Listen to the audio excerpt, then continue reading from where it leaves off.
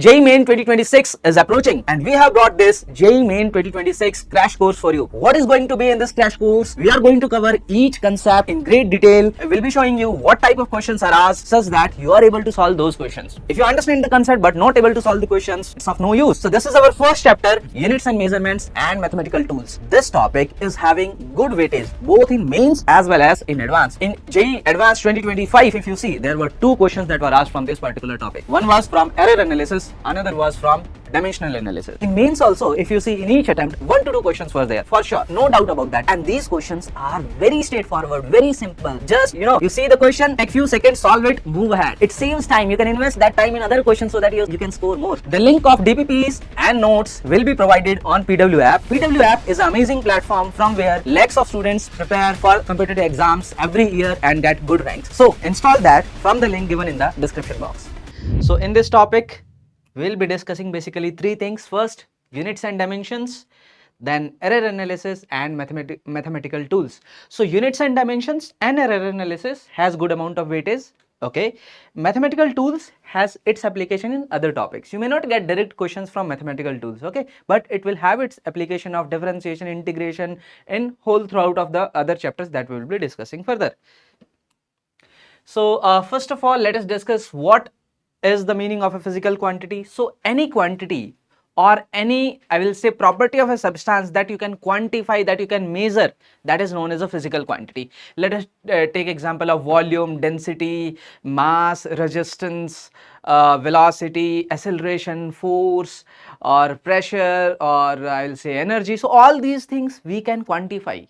Therefore, all these are physical quantities. Now, a physical quantity will have its numerical part and the unit of the physical quantity. Let us take example, you went to market and you purchased 5 kg of potatoes. Okay, so 5 kg when we say, now in this is my numerical part and this is the unit. Now 5 kg of potatoes, this is mass of the potatoes. Certainly we are able to quantify. One thing is, yes, mass is a physical quantity. Next thing is, this physical quantity is having the numerical part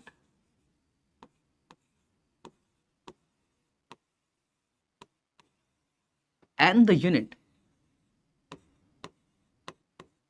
Now few physical quantity may be unitless also, like the example of refractive index. So refractive index we know is the ratio of the speed of light in the medium to the speed of light in the vacuum. So the units get cancelled there. So that is unitless. But most of the physical quantities have their units. Now when you change the unit, the numerical value will change. Like if I express the same mass in terms of grams, you will say, sir, in grams this is 5000 grams. The mass of the potatoes is not changing, that is the same, the potatoes are the same, 5 kg. But when I change the unit from kg to grams, when the unit is changing from kg to gram, the numerical value is going from 5 to 5000. You see, the unit is getting smaller, the numerical value is getting bigger. Here this product of unit and the numerical value, okay, the numerical value and the unit, this is constant. This is constant. If you increase one thing, another thing will decrease. If you increase other thing, first thing will increase. Okay, so smaller the unit, greater the numerical value, bigger the unit, lesser the numerical value, and vice versa. Okay, so this is about unit and physical quantity and the magnitude of the physical quantity. Now there are so many units. So what we will do, few of the units, we will define them as the fundamental units, and all other units whatsoever may be thousands in number, they all are known as derived unit and they are expressed in terms of the fundamental units. Fundamental units are our base units. Fundamental units are our base units. They cannot be expressed in terms of other fundamental, okay, or any other units. Okay, fundamental we define them as the base. All other remaining, they are the derived units. Okay, so only few of them we define as the fundamental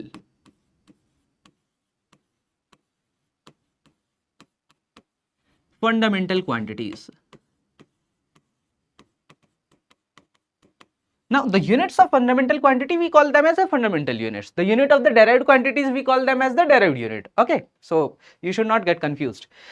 And all other, let us take a different color. So, all the other are known as the derived quantities.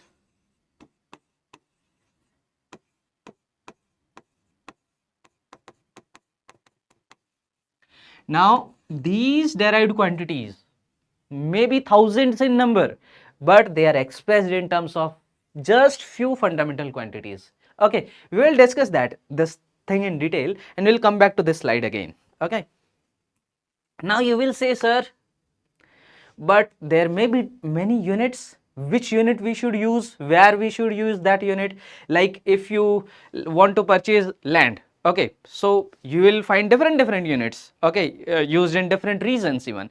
So in some regions they use hectare, somewhere they use biga, somewhere they use meter square, somewhere they use foot square. So different unit may be. The thing is the same, it is the area, but units are different. So there may be different system of units used in different regions. So these are few of the system of the unit that we are going to discuss here. First is CGS. Okay, here first term stand for length, second term stand for mass, third stand for time. Okay, now so when I say CGS, what is the unit of length that start from C? That is centimeter. So I'll say this is centimeter.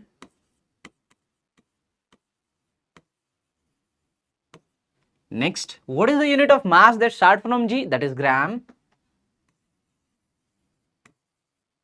What is the unit of time that start from S? That is second. Okay, now MKS. So M stands for meter, K stands for kilogram,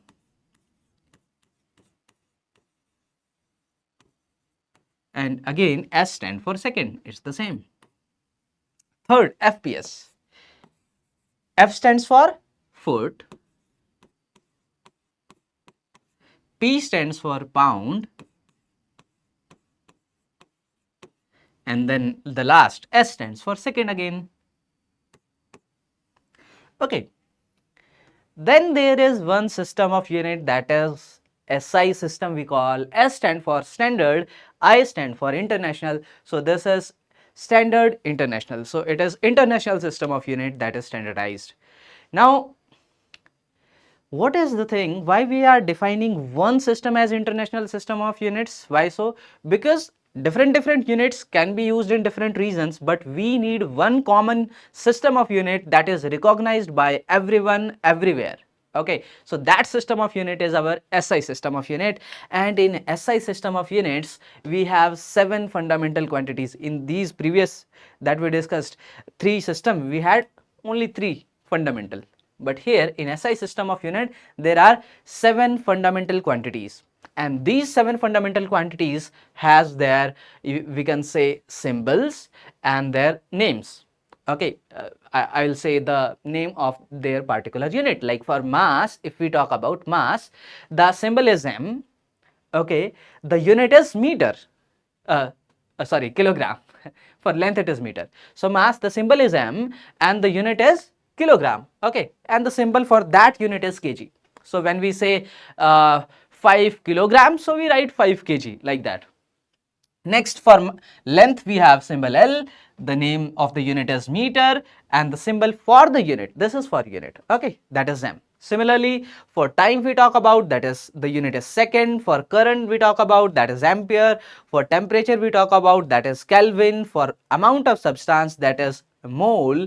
Luminous intensity, that is candela. Now these 7 fundamental units, these 7 fundamental units, they have their definition. It's not that kilogram will keep on changing. No, kilogram is a certain amount of mass. This much mass is 1 kilogram. That is not going to change. That is going to remain fixed. Similarly, we have definition of meter. This much length is 1 meter. That is not going to change. Similarly, same thing for the other things. Okay, so we got now 7 fundamental quantities, and these fundamental quantities are having their fundamental units. Okay, now whatsoever may be the other units, we call them as the derived units. Okay, now if I come back, okay, one more thing, let us first come back to the same slide. So now we know fundamental quantities, their fundamental units, all other are the derived one. Let us take the example. If I talk about velocity,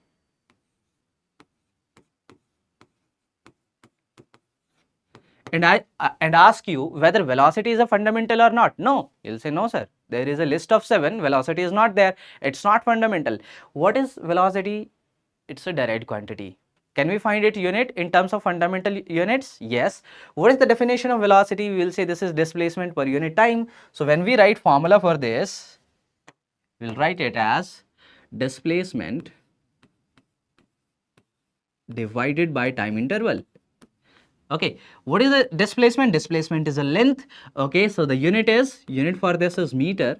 For time interval it is second. So the unit for velocity becomes meter per second. This is how we find the unit of derived quantities. Now you may say, sir, we know velocity is meter per second, but when we go to some complicated things, then you need to use this standard method. Okay, now next thing, let us write acceleration.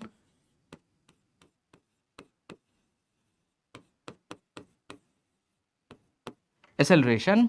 So for what is the definition of acceleration? We say acceleration is change in velocity per unit time interval. So delta V by delta T. Change in velocity have the unit of velocity itself, meter per second. Delta T is having the unit of second. So this becomes meter per second square. Okay. Next, if we talk about, let us take acceleration. Acceleration we took. Then next is force. Okay. Now you have to remember one of the formula for force, where force is used. We know force is equals to mass into acceleration. Just use the simple formulas, not complicated where you have to do much efforts. So just use F is equals to ma. So we know force, that is mass into acceleration. Now here we know the units of that. What is the unit of mass? Kg. What is acceleration? We already got, that is meter per second square. Okay. Now next, let us take example of pressure. Okay. So if I write for pressure, what is pressure? Pressure is force by area. So force divided by area. Okay. Now use the units of force and area. What is that? Force we know already, that is kg meter per second square, and area is meter square. So what it is now? This is kg per meter second square. Okay. Furthermore, we can consider for energy. Okay. Let us take energy.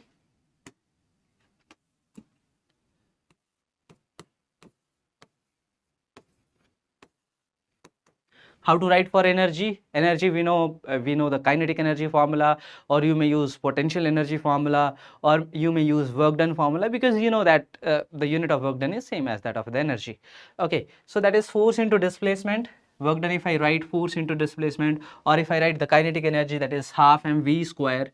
Okay, so this is my kinetic energy, half mv square. Now there I know the unit of mass and the velocity. I'll put it what it is, kg, and velocity is meter per second, so square. So what it becomes now, this is kg meter square per second square. Okay, kg meter square per second square. Yes. Next we may take power. Let us take that also. Now this is a simple exercise. Those who know, they might be thinking, oh, why these simple things are repeated again, but let us do that. Next is what we took as power. Yeah. So what is power? Power is energy per unit time. So if we write the unit of energy, what is that? Energy we already got, kg meter square per second square divided by second. So this becomes kg meter square per second cube. Now, let me ask you unit of resistance. Now you say, so that is ohm. We know that is ohm, but I want you to express that in terms of kg, meter, second, all these things. Okay, so the standard symbol of the units. So how you can write that? So there you need to write the formula that you know for resistance. Now you will say, sir, we know resistance formula R is equals to rho L by A, but there you don't know rho. Okay, there the rho is resistivity, you don't know rho. You need to use that particular formula that you can easily write the units of that. Okay, those variables there. So what is that? We may use power is equals to V square by R, or we may write power is equals to I square R. Yes, that we can write. Yes, let us do that. So if I write for resistance,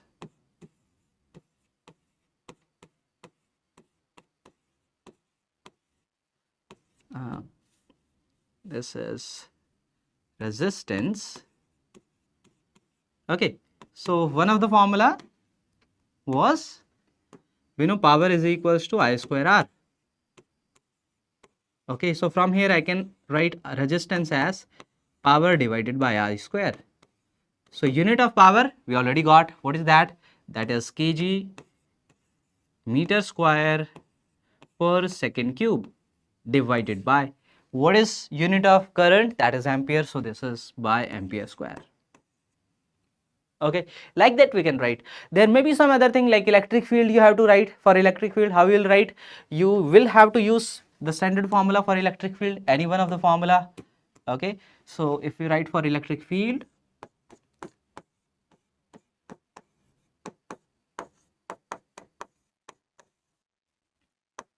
so what we will do? We know that force is equals to charge into electric field. Okay, that we can use. For charge, how we will replace charge? Charge we know that is current into time. So we can use. Here you may not write the exact formula. You may say there may be some constants also. There may be some constants also in formula, but they are dimensionless. Okay, so we need not consider that. So when we are writing one of the formula as force is equals to electric field into charge, from there we got that electric field is equals to force divided by charge. Now unit of force we know that is kg meter square, kg meter per second square. Okay, kg meter per second square.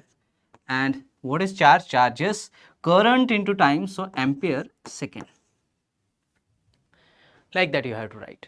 Okay, so this is how we express derived quantities. Now coming to the dimensions of these, before that we have two more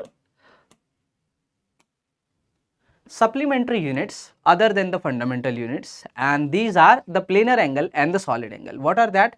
So planar angle, you know, that is 2D angle, solid angle, that is 3D angle. Okay, so in planar, for planar angle, this theta here you see, this is my 2D angle in a plane of paper. Okay, so how it is defined? If let us take this length of arc is s, okay, and the radius is r here, so this theta is s by r, because you know that length of arc is equals to r into theta. So this theta is equals to s by r radians. The unit is radians. So radian, this much radian. Now if let us take it is complete circle, how much that angle will be? If I take complete circle, so this length of arc will become 2 pi r. So 2 pi r by r, if I write, that becomes 2 pi. So we know that complete angle, that is 2 pi. And if I ask you how to convert radians to degrees, we know that 2 pi is basically 360 degrees. 360 degrees. So if you 2 pi radians, okay, so if you are given an angle in radians and you have to convert that to degrees, how to do that? Okay, let us take I have angle theta radians, not degree, this is theta radians, and you have to convert that to degrees. How you will do that? You will theta into this 2 pi. For 2 pi we are having 360 degrees, so 360 divided by 2 pi, and that becomes 180 by pi. So into 180 by pi, and this much degrees. If you have to do vice versa, you can multiply with pi by 180. Okay, 1 radian is having 57.3, nearly 57.3 degrees, that you can remember. Okay, I can write it here.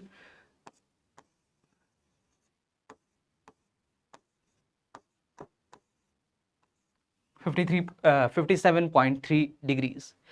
Now the solid angle. Now solid angle is in 3D. Okay, and the unit of the solid angle is steradian. The unit is steradian.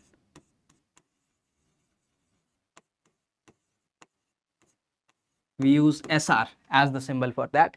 Now this is defined as, let us take this is my sphere here. This area is S. Okay, so this area which is subtending some solid angle is S. So I define this solid angle. We use this symbol for that.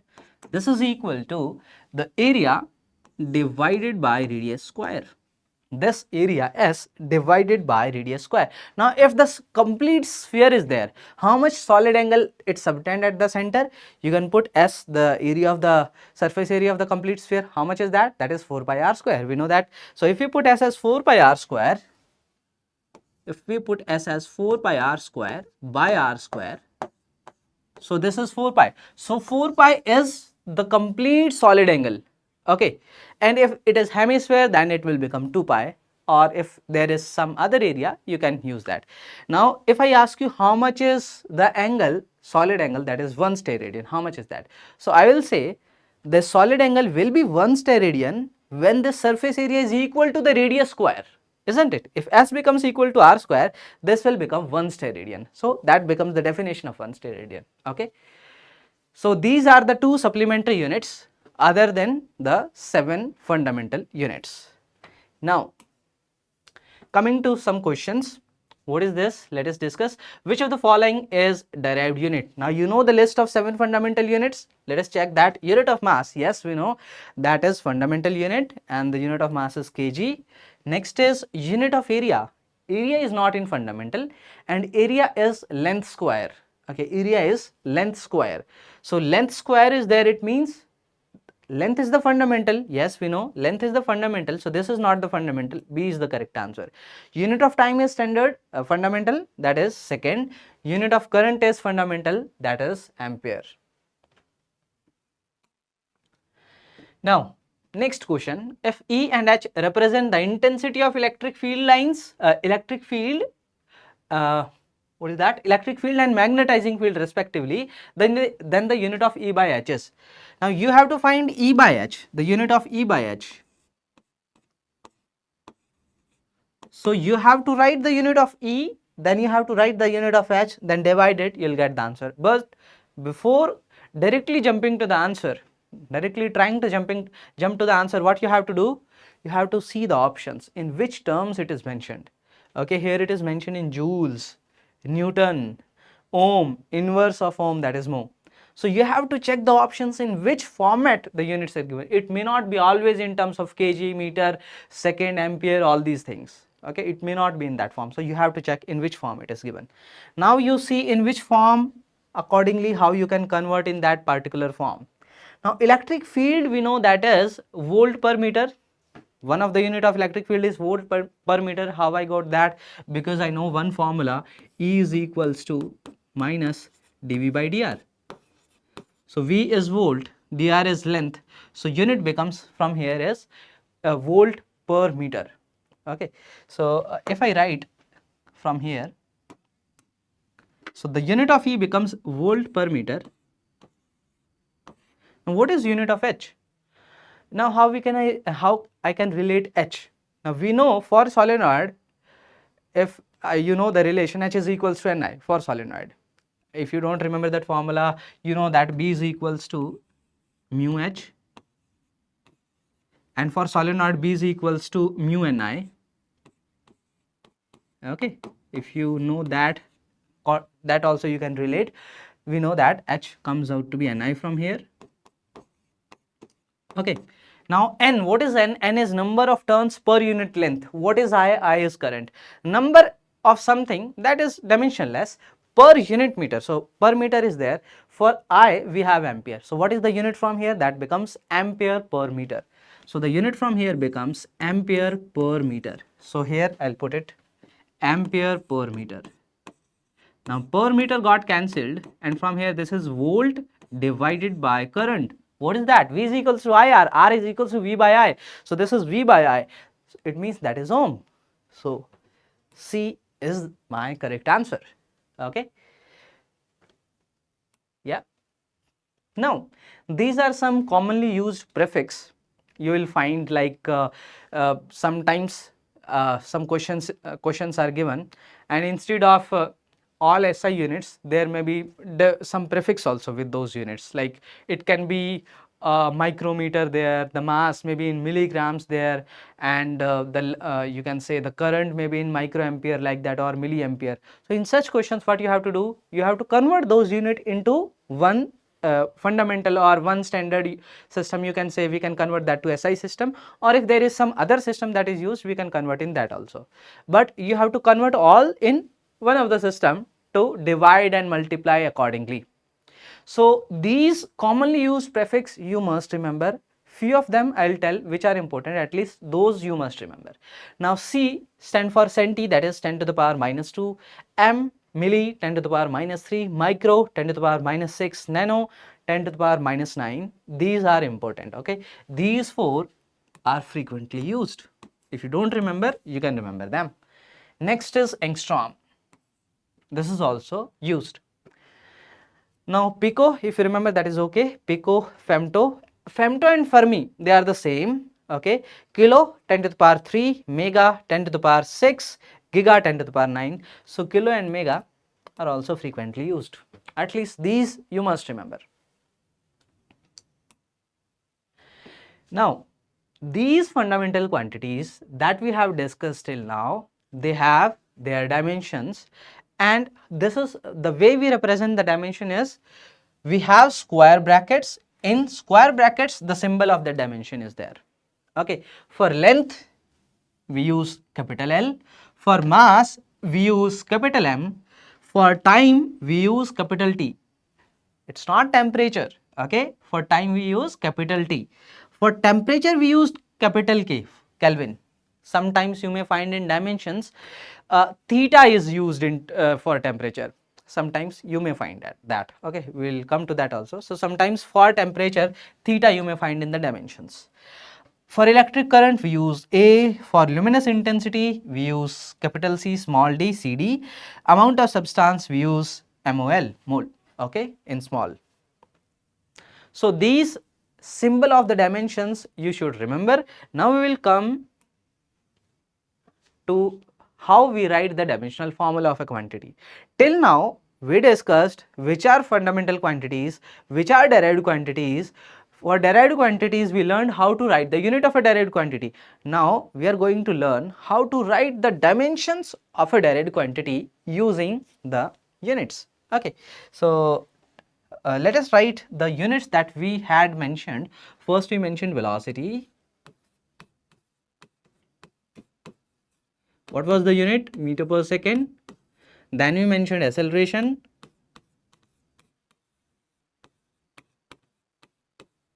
What was the unit? Meter per second square. Then force,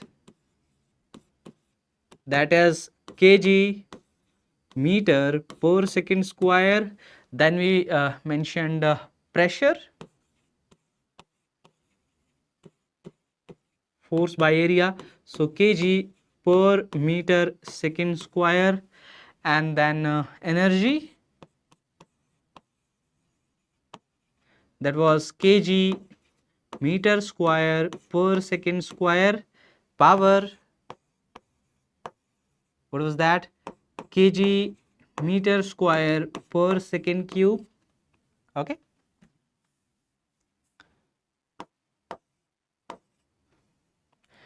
Then we took I think we took resistance also, and few more quantities also. We will come to that also.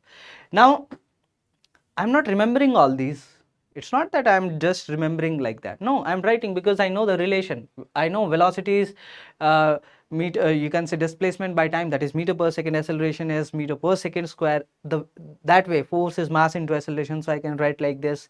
Pressure, it's not that you should make a list of all these and try to, you know, memorize all these. That is not required. Okay, understand the relation and then learn how to write that. Now using these units, how to write the dimensions of these units, how to write the dimensions.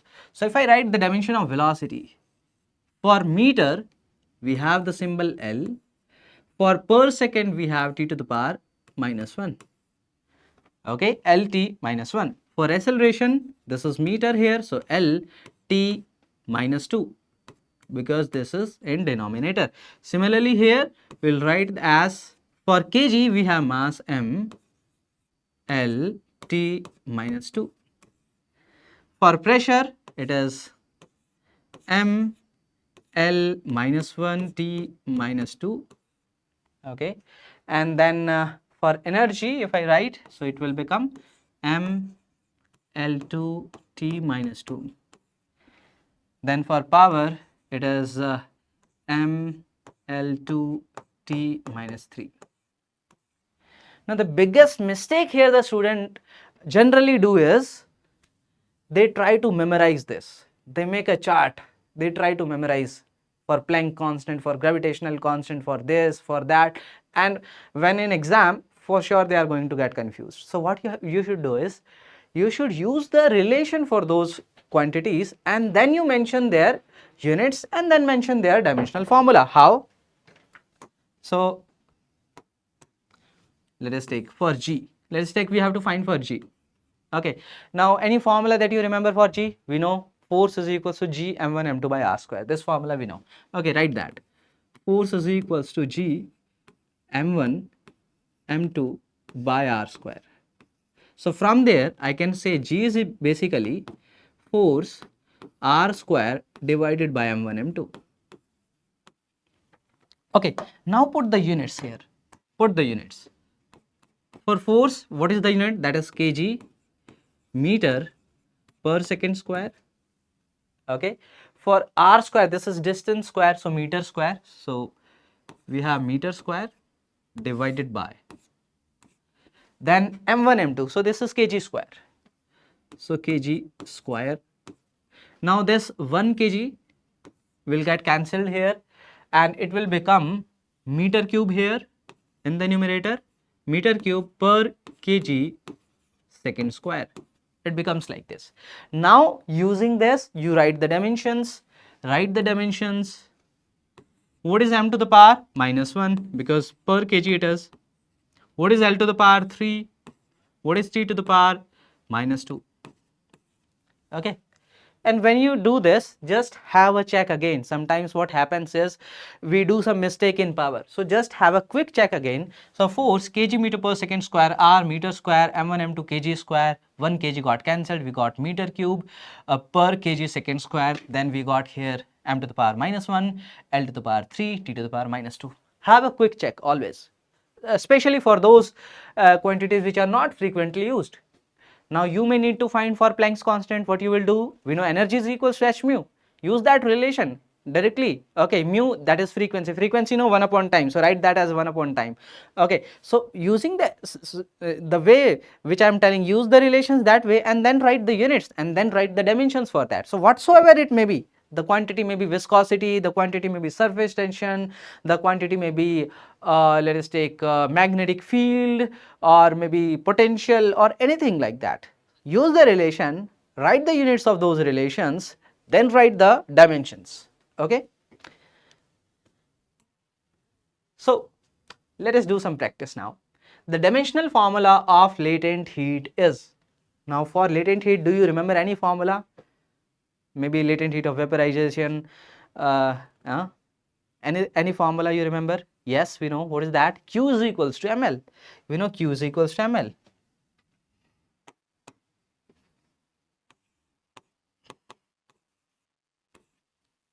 Now this is same for vaporization also, for fusion also.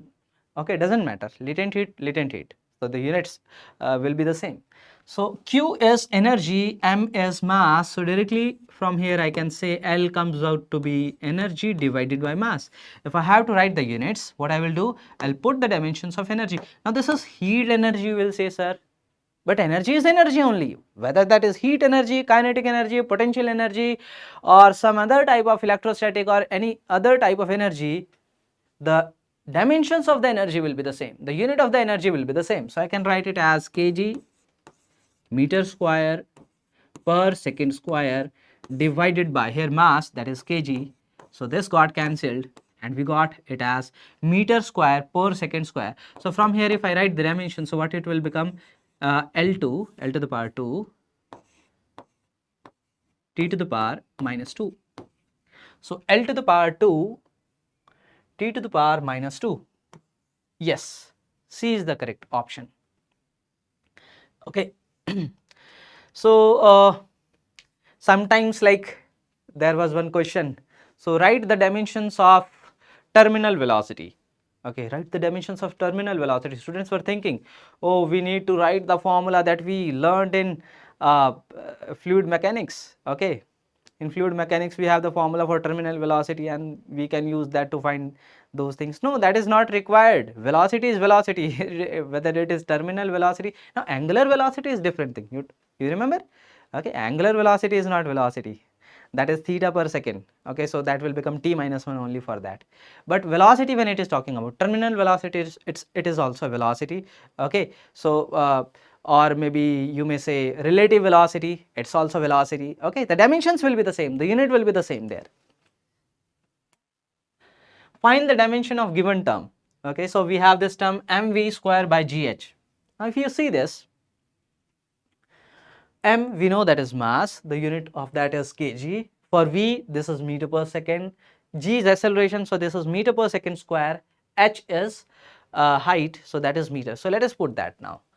So it will become m, that is kg, v velocity meter per second square divided by g is meter per second square and h is meter.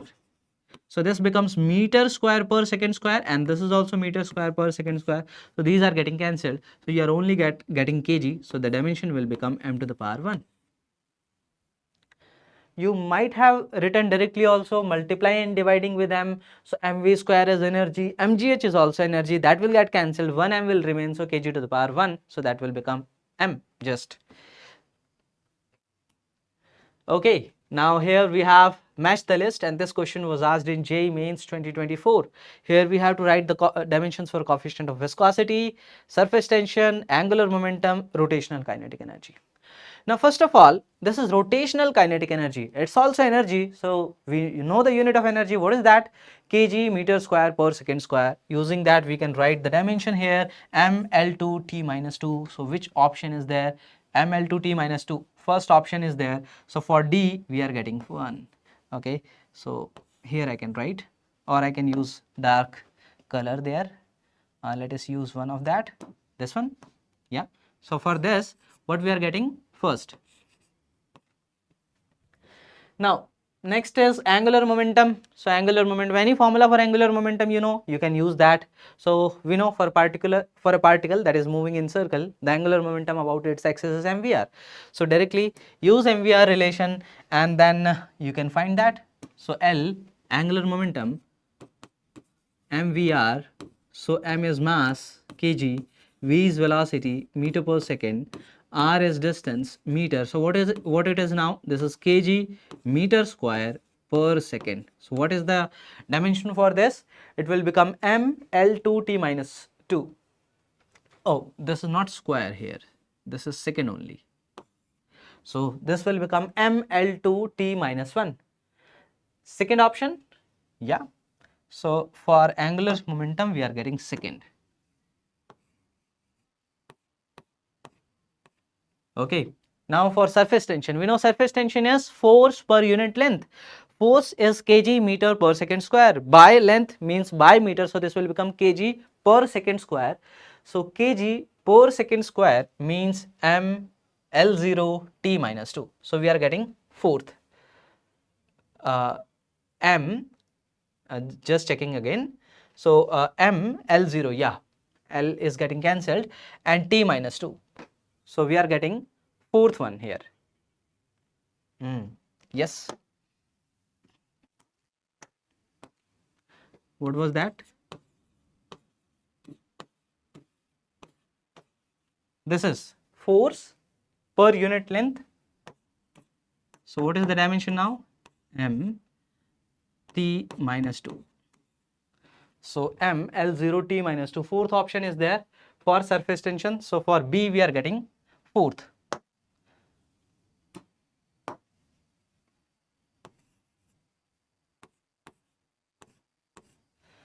Okay.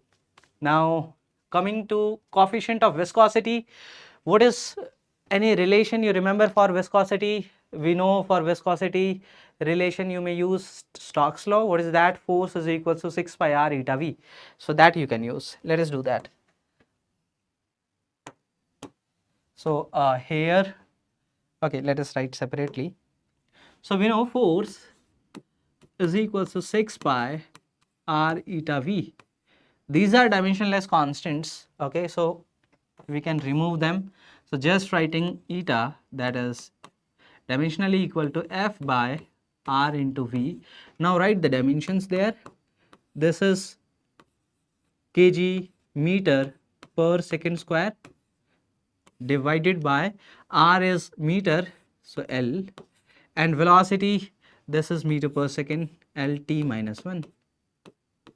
Okay, so here it will become m L to the power minus 1 and T to the power minus, yeah, this is minus 2 minus 1, so this will remain minus 1. So m L minus 1 T minus 1. Coming to the options, m L minus 1 T minus 1, third we are getting here, third one.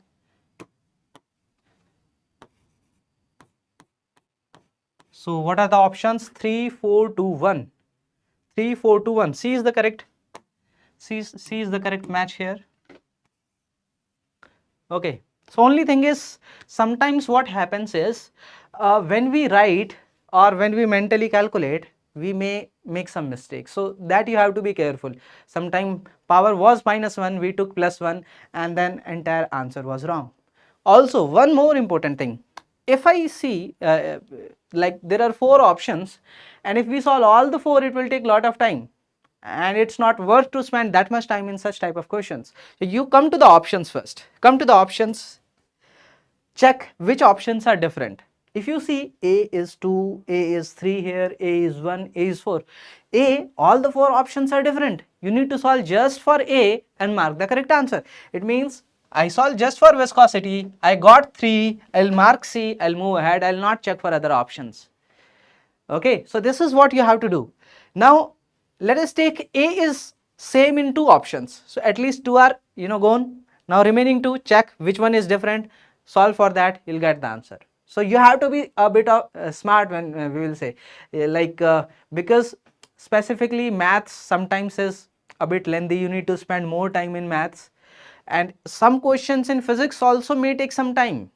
Okay, so but for these type of questions you have to save time, because these are simple things. You need not invest 2-3 minutes for these type of questions. Just few seconds, mark the answer, move ahead. Okay, now another question. Let us see this question. So this question is actually was asked in JEE Advanced 2025. Why I took this question here was just to show that there is not much difference in level of JEE Mains in advance when it comes to this particular topic. The varieties are less, the variations are less. It means there is nothing more to be asked. Now the length of the question is a bit, you can say, more from general, but the thing that he is asking is quite simple. Here you have to write the dimensions for Z. So for dimensions of Z, you put the dimensions of S, sigma and K, and he is mentioning what is S, what is K, what is sigma. Just for solve for that, you'll get the answer. Okay, let us read it and let us solve this question. The temperature difference can generate EMF in some material. Let S be the EMF produced per unit length. Here S is the EMF produced per unit length. Now for EMF, we know EMF is volt, the unit is volt. Per unit, EMF produced per unit temperature. Okay, as I think I mentioned length. It is EMF produced per unit temperature. So this will become volt per temperature, or if I write temperature in Kelvin, so this is volt per Kelvin. So if I write for S, this will become volt per length. I am using L only as of now. Okay, sorry, not length, it is per temperature. I'll use T for that. So volt per temperature. For temperature, I'm using capital T as of now. This square is there.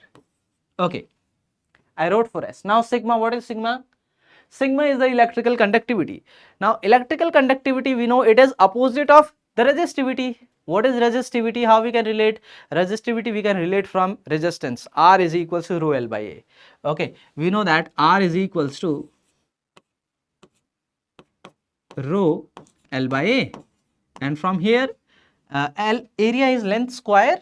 Okay, one length will get cancelled, one length will remain there, and 1 by rho is basically 1 by R into L, and 1 by rho is sigma. This is sigma, so 1 by R into L. Okay, and then we have K. What is K here? K is thermal conductivity. Any formula that you know that relates thermal conductivity? Yes, we know that is Q is equals to Ka dt by dx with a negative sign. Need not worry about sign here. What was Q there? Q was power, not heat there. Q was power in that formula. So I know formula. What is that? Q is equals to, that is my power, so I am using P, that was Ka dt by dx. Now dx is length, this area is length square, so one length will come in the numerator. dt for t, so I can write here dimensions of k or unit of k as same as the unit of power divided by length into temperature. Okay, now use this k here. K was in denominator, so this is P here into LT. I am converting that into known units. So you may say, sir, why you are not directly writing here volt, the unit of volt in kg, meter, ampere and all those things? No. Why I am not doing that? Because I am trying to convert that into known quantities so that few of the things will get cancelled. Few of the things will get cancelled and then further we will simplify.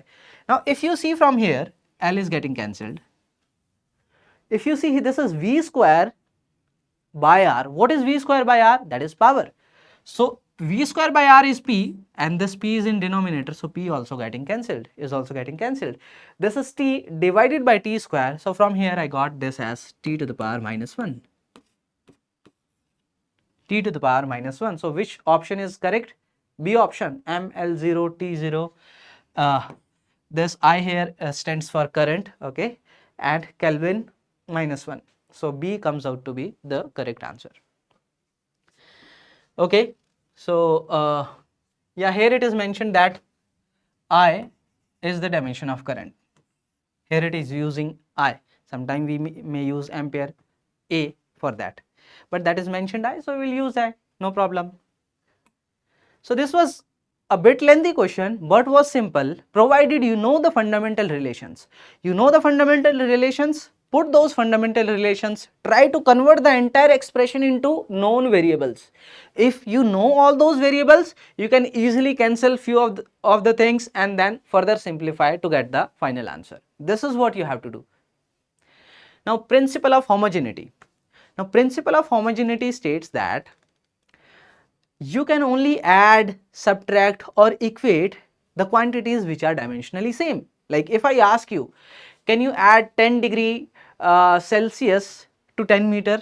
You'll say, sir, what you are asking? 10 degrees Celsius, that is 10 meter. They cannot be added or they cannot be compared. Although their magnitudes, you may say, are same 10 only. Are they equal? What is that? Is meaningless. How you can equate that? One is in degrees Celsius, another is in Kelvin. Okay, so you can only use plus, minus or equate them or compare them or greater than equal to, greater, than, less than, less than equal to, You can use these operators only between quantities which are dimensionally same. They must have same dimensions, then only you can use this relation. Okay, so only for quantities having same dimensions.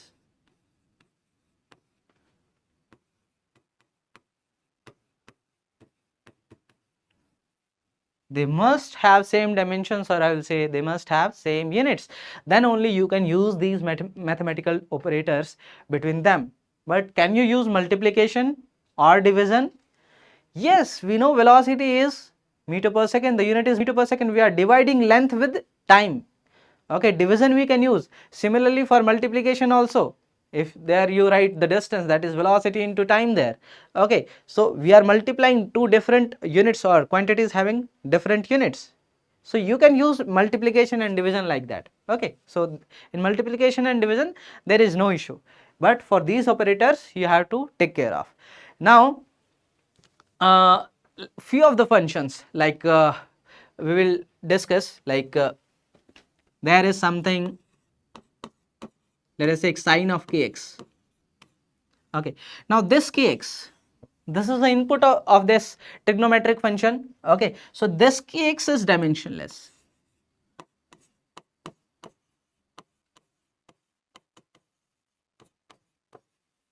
And even this entire function is dimensionless.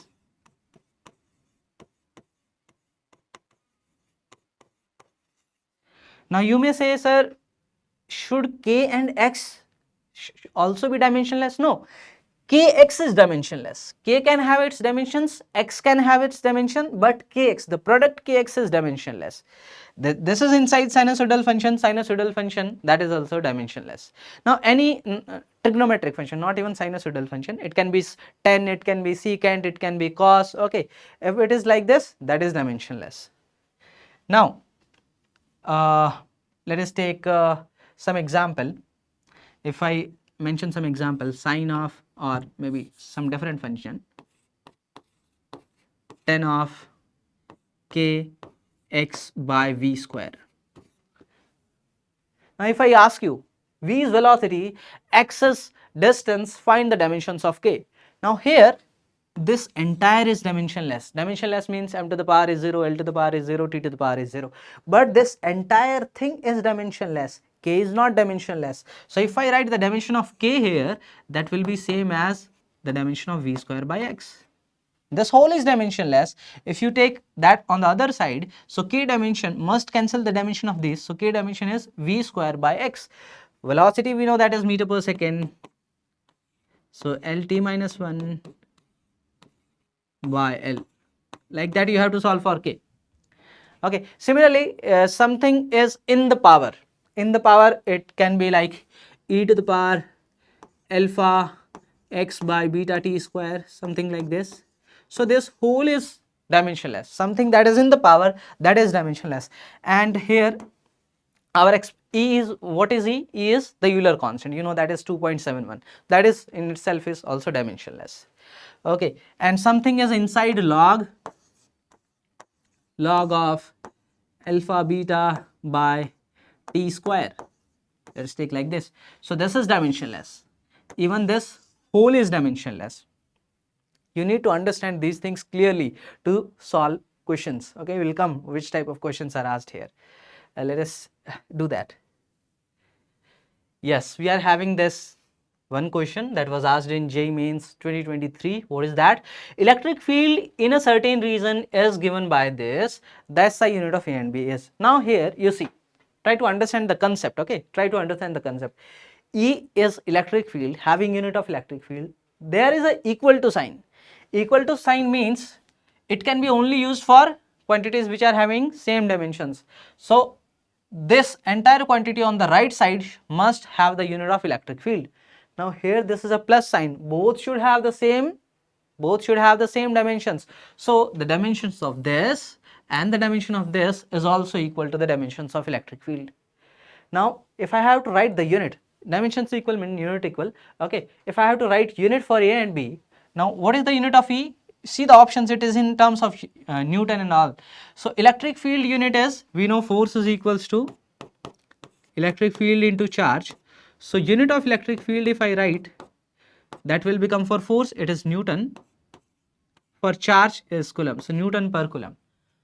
And unit of electric field is same as the unit of A by x square.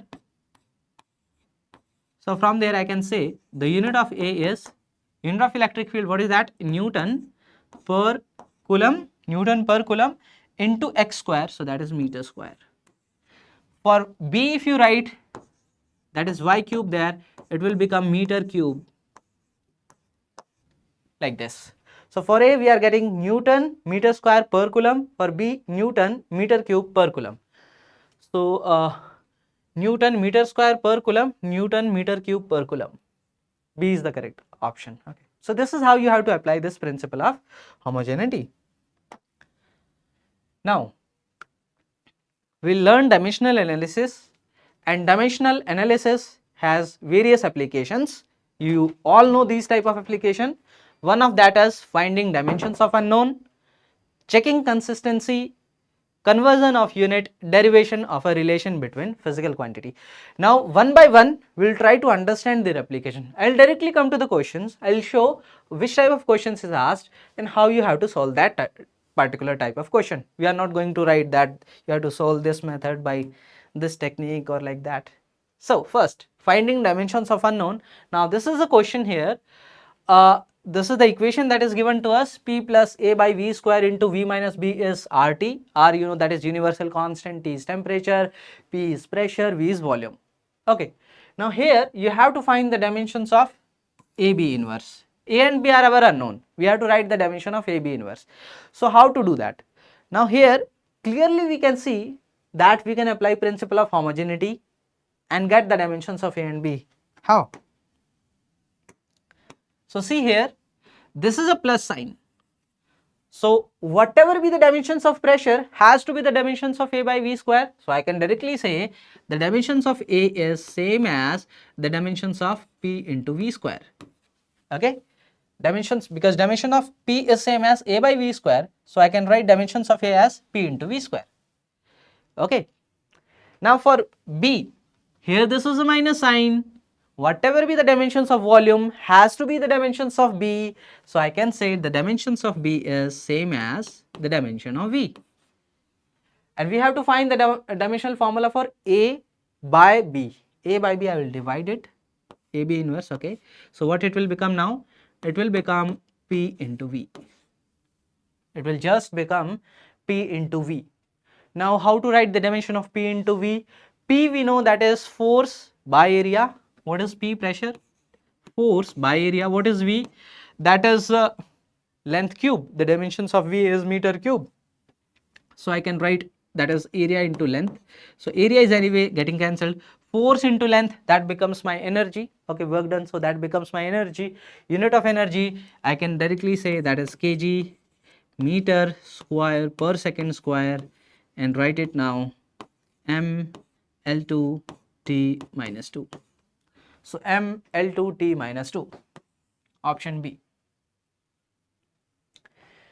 Now when I'm discussing these concepts, I'm taking some time to solve these questions, but if I'll be in exam, what I will do, just directly say A, that is PV square, B, that is V, divide them, directly got the answer. It will just take few seconds, 10 to 15 seconds, you can solve this question, move ahead. So units and measurements actually saves time. It saves time. So you have to save time from these questions, move to other questions.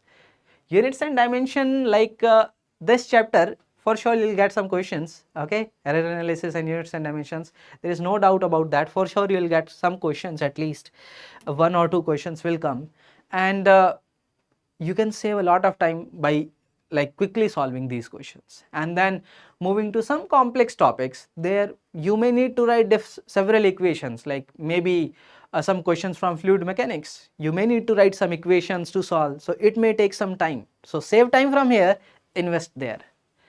Another question, that here also we will learn finding dimensions of unknown.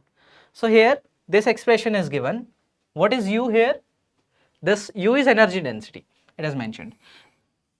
where alpha and beta are constant, x is displacement, k is Boltzmann constant, and T is temperature. The dimensions of beta will be, what is the dimension of this beta? How to find that? So first of all, you see here, we discussed that anything that is inside trigonometric function is dimensionless. So it means this whole is dimensionless. This actually, this is alpha here, okay? This is not A, this is alpha, it's same.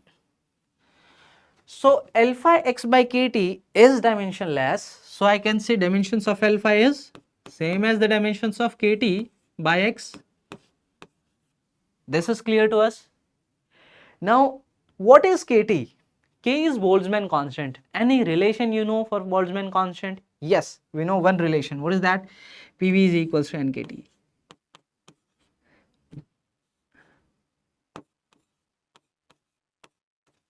Now you must remember relations. If you don't remember relation between variables, you will get stuck. You will not be able to solve questions. Well, like somebody don't know Boltzmann constant. Now he's in JEE mains paper and he is thinking, what is Boltzmann constant? I don't know. So you will not be able to solve that question. You will miss it. So you must remember the fundamental relations. And anyhow, when you are preparing for JEE, certainly you are going through all the chapters, you are going through the formulas. So you will know the relations if you do it properly. Now, N is number of particles, that is dimensionless. This is kT, okay? T is temperature only. This is kT. So it means the dimension of kT is same as dimension of P into V. And we just discussed what is the dimension of P into V? That is energy. How we got? This is force by area. This is length cube. So it will become force into length, that is work. So work has the unit of energy. So P into V is having the unit of energy. So I can write that as E for energy. E by x as of now. This is my x. Let us write it clearly. E by x. Alpha I got. Now, this is dimensionless. This is dimensionless. Sign of that is also dimensionless. It means dimension of u is same as dimension of alpha by beta. So from there I can write dimension of beta. That I have to find the dimensions of beta. So dimensions of beta is dimensions of alpha by u. Now what is alpha? E by x. So E by x into, what is dimension of u? U is energy density, energy per unit volume. Energy per unit volume. Volume is length cube. X is length. So one length will get cancelled. This will become length square. L to the power 2. Option is D. L to the power 2. Simple. Try to convert into known variables. Here I just wrote E because I know there is something energy density. From there is also E. So E will get cancelled. Okay, or if like not cancel, at least there, then it will become E square or something like that. Okay, so you have to smartly choose those variables that will be anyways cancelled and the whole entire expression can be adjusted. Like that you have to do. Now, checking consistency. Now, if a equation is given, a dimensional equation is given, or you may say any physical equation is there, and you have to check the consistency of that equation. So, you will use the principle of homogeneity. You will see whether the dimensions on both side of equal to sign or both side of plus sign or both side of negative sign is same or not. These things you will do. Okay. Sorry. So these things you will do. Now, a equation which is dimensionally correct need not be physically correct always. Okay, like here there is example 2 by 5 mv square. Now, whether this equation is dimensionally correct or not, this is kinetic energy, mv square has the dimensions of energy, dimensionally this is correct, but physically no, because we know kinetic energy is half mv square. So the equations which are dimensionally correct, they need not be physically correct because the constant may vary, that may not be physically correct. Okay, so this equation is that there may be some other terms also in plus, it may happen. Okay, there may be some sign terms or 10 terms or something like that plus with that. Okay, it may happen. So you can only check whether the equation is dimensionally correct or not. If a equation is dimensionally incorrect, the equation is physically incorrect also, because if that is incorrect, it means that is incorrect. But if a equation is dimensionally correct, it need not be physically correct. Okay, it need not be physically correct. This is the example. Now here 3 equations of kinetic energy is given and we have to check whether the equations are dimensionally correct or not. So I will put the dimensions of mv square there. I'll get the dimensions of energy. This is energy. I'll say this is dimensionally correct. Similarly here, this is dimensionally correct. Similarly here, this is dimensionally correct. So all the 3 equations are dimensionally correct, but not physically correct. Only half mv square is physically correct. We know that, the formula for kinetic energy. Okay. Now unit conversion. How to convert unit from one system of units to another system of units. So basically as we were discussing that the numerical value into the unit, that is constant because that substance is not changing. Okay. So the product of numerical value into its unit in one system, let us take that is N1 U1, will be same as the product of numerical value into the unit into the second system. This is not going to change. So you put the numerical value in one system, put the unit in that particular system, put the numerical value in second system, or you can say put the dimensions of in unit in second system and get the numerical value in second system. Let us read it first. The density of a material in SI unit is 128 kg per meter cube in a certain unit in which in a certain units in which the unit of length is 25 centimeter, unit of mass is 50 grams, the numerical value of the density of material is. Okay, so N1 we know. What is N1? 128. So I'll put it 128. What is the unit here? We are having kg per meter cube. Okay, now if I write the dimensions for density, so this unit is kg per meter cube, so I'll write that as m L minus 3. Okay, so in first system I'll write it as, considering the unit to be m1 like that, so m1 L1. Okay, so I'll say this n1, what was that, 128 into, in first system of unit m to the power is 1, so m1 length to the power minus 3. That relation will remain the same. The power of m, the power of L, the power of T, that is not going to change in U1 and U2. Okay, there you can say their values m1 that will change. There it will be m2, and we know how to relate that. We'll come to that. So in n2 we have to find n2. In second system, let us take that as m2 L2 minus 3. Write it like this. Now n2 I'll say is equal to 128 into m1 by m2 to the power 1 into L1 by, this will become L2 by L1 to the power 3.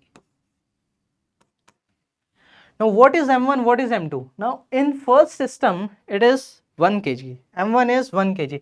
In second system the unit of mass is 50 grams. 50 grams. So either you convert both into grams or both into kg. So 1 kg is 1000 grams. So I'll write m1 as 1000, m2 as 50.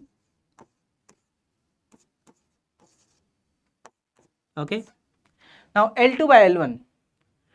Now in first system, what is the unit? Meter. In the second system it is 25 centimeter. So I'll convert both into centimeter. So L1 I'll write 100 centimeter, L2 I'll write 25 centimeter. So this is 25 by 100 cube. Now see this, the way I have written it. Okay. Now if there may be T also, there may be some other things also that you have to put accordingly. And then you write it like this, you replace.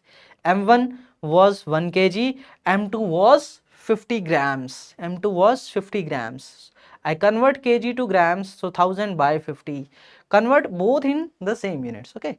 So L2 was 25 centimeter, L1 was 1 meter. So I convert meter to centimeter, 25 by 100.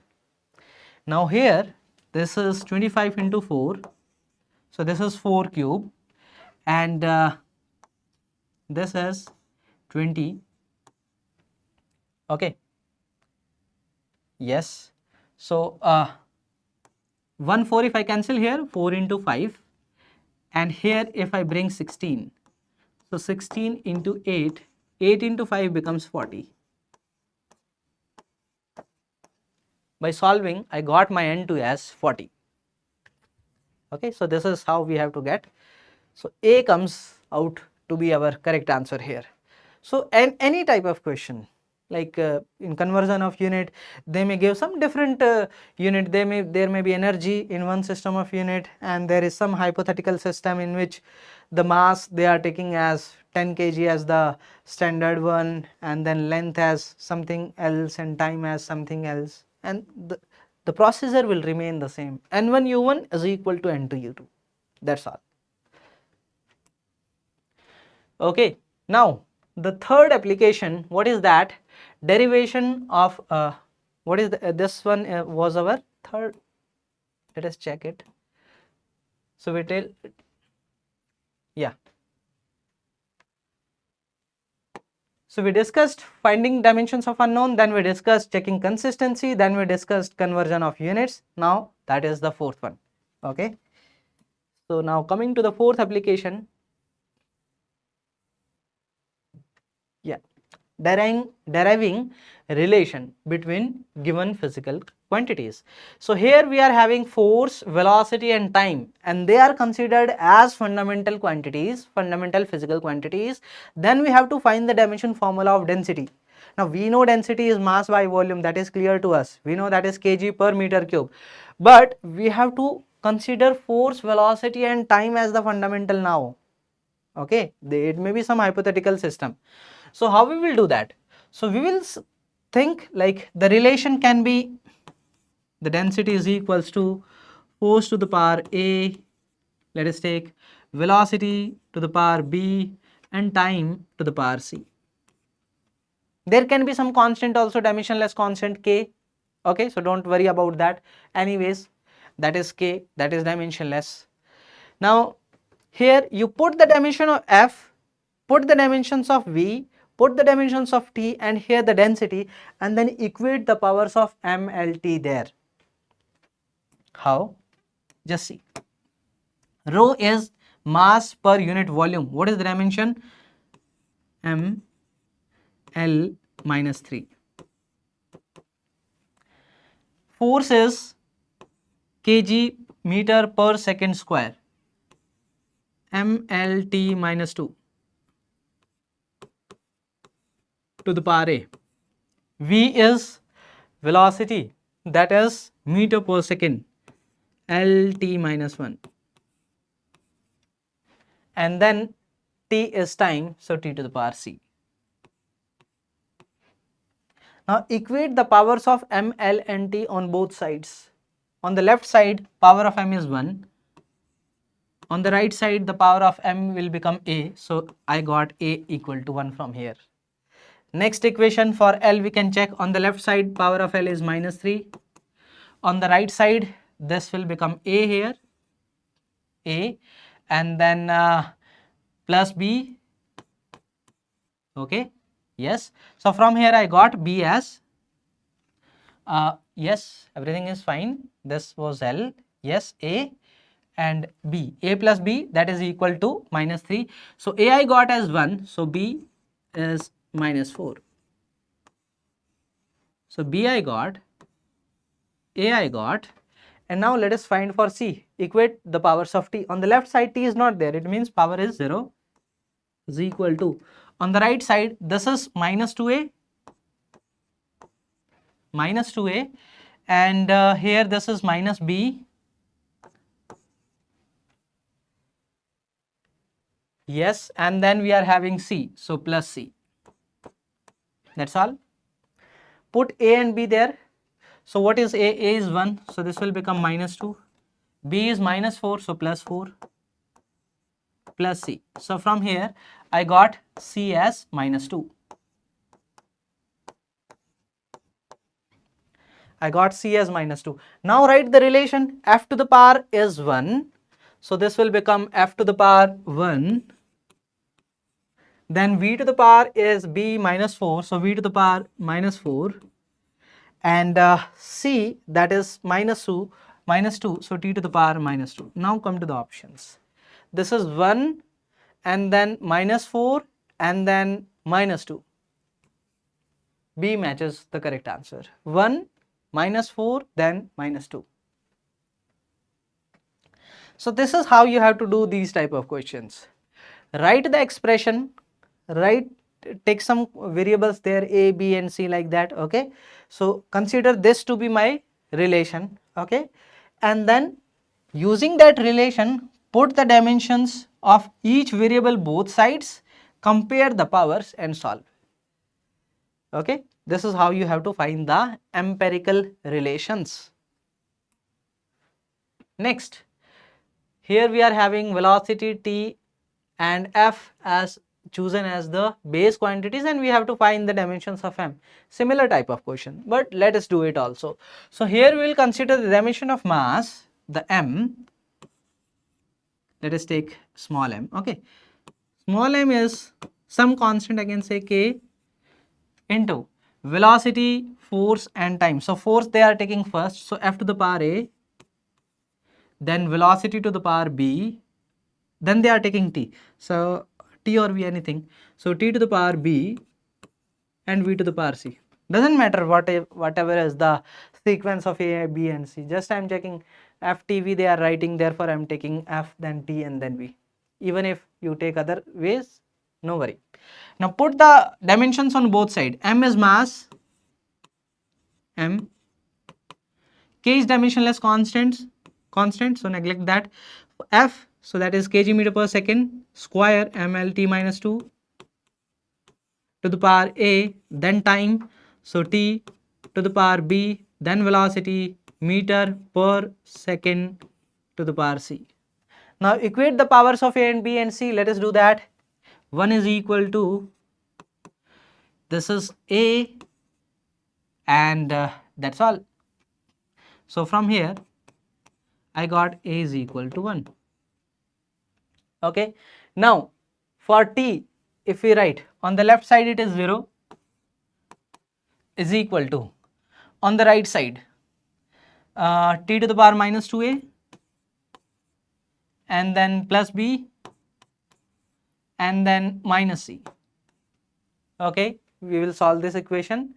Now coming to the power of L, this 2a then plus b. Okay, power of L, so L to the power is 0 to the left, to the right this is a, and from here this is c, so plus c.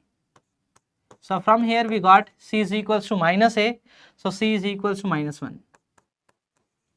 Now in second equation you can put a and c to get b. So let us do that.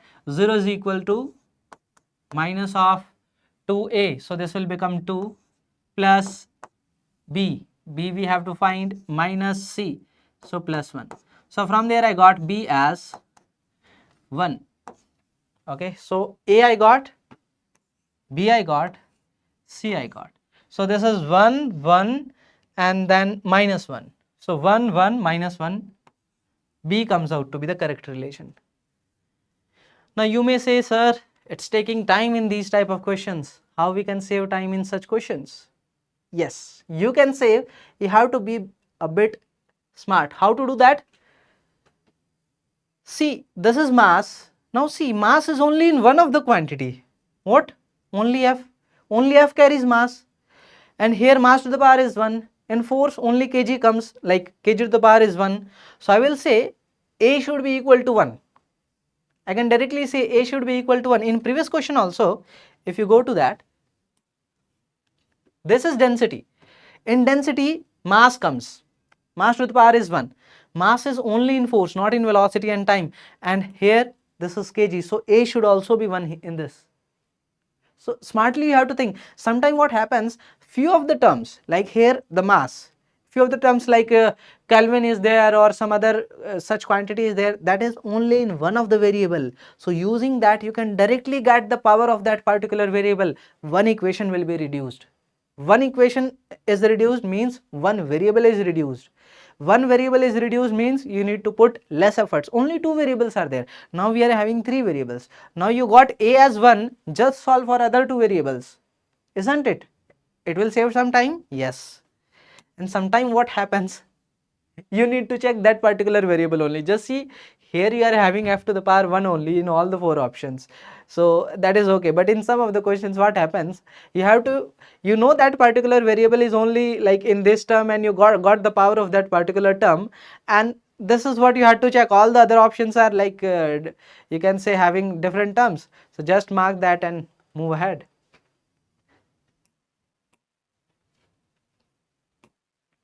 Okay, now next very important topic, at the same time very confusing topic, that is significant figures.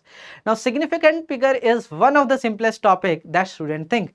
At the same time most of the students are confused at this, like they are always confused, this zero we have to count or not, this particular zeros that are trailing zeros we have to count or not, before decimal we have to count or not, after decimal we have to, so much confusion is there. And when you go to the books, so there are, there are definitions, so sometimes students try to memorize these definitions, these you can say rules for significant figures. That is not required. What we will do is, we will take some examples, and from those examples you have to memorize the rules with the help of the examples. I will not make you write the definitions, or you can say long sentences for rules. Okay, so first, all the non-zeros are significant. So any non-zero digit is there. Let us take 7, 3, 2, 1, 9. Here if you write the number of significant figures in this particular number, so all are non-zeros, so you count all of them. So 1, 2, 3, 4, 5, so I will say this is 5. So 5 significant digits. Even if the decimal is there, let us take another number, all non-zeros, 14.29. Decimal is there, all non-zeros, 1, 2, 3, 4. It is having 4 significant figures. Now the confusion comes where zeros are there. Okay, let us come to that also. So if the decimal is not there, trailing zeros are there. These are trailing zeros. It is like this is 2, 0, 0, 0. Now here these are not significant. These are not significant. It is having only one significant figure. Only one significant figure. Okay, this you must remember. If the decimal is not there, the trailing zeros are not significant. If I put decimal 20.00, I have put decimal. Now if the decimal is there, okay, to the right of first non-zero digit, all the zeros are significant. This is the first non-zero digit, all the zeros are significant. So we are having 1, 2, 3, 4, all 4 as the significant figures. Okay, now let us take next rule you can remember. Let us take it as 0.0046. Now decimal is there. Okay, here decimal is there, but first non-zero is this. So these 3 zeros are not significant. So it is having only 2 significant figures. Decimal was here, first non-zero is here. So these 3 zeros which are lying before are not significant. Only these 2 digits are significant. And here let us take this number is like, if it is 0.00460, if it is like this, so this 0 will be significant because it is towards the right of the first non-zero. This will be significant. Now here you are having 3 significant figures. This was having only 2 significant figures.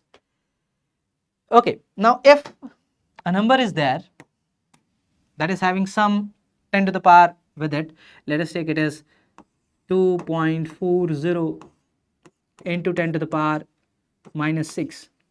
Now this will not contribute to the significant figures.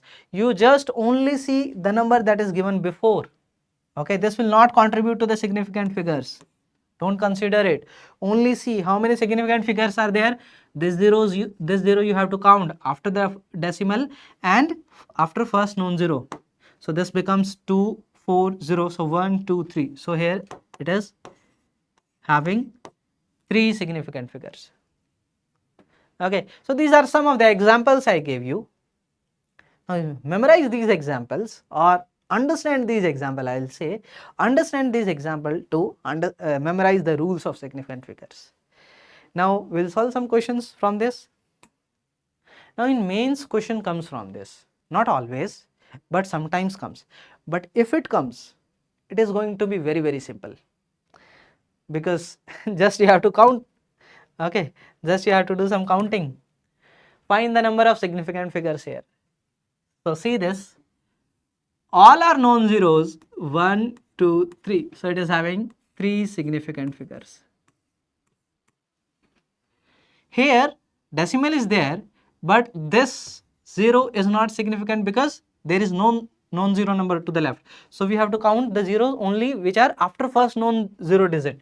So these two are not significant, only 2 significant figures. Now these 3 zeros are also not significant. This is in between, so it is also counted. It is counted. Okay, this one will be counted. So this is 4 significant figures here. This 10 to the power is there, so need not worry about this. 1, 2. 2 significant figures. This 10 to the power is there, leave it. 1, 2, 3. 3 significant figures.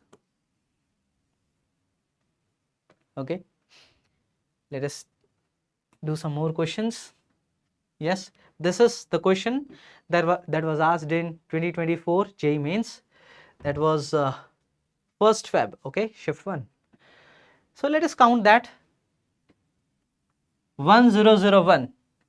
2 zeros are there, but in between non-zero digits significant they are. So we will say here this 1, 2, 3, 4. 4 significant figures. Next, should I write with a bit more dark color? I think that will help. Okay, let us take this black. So this is having 4 significant figures, all the 4 digits here.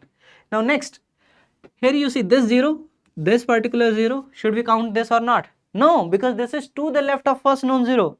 To the left of first non-zero, this will not be counted. Only 1, 2 and 3. So it is having 3 significant figures.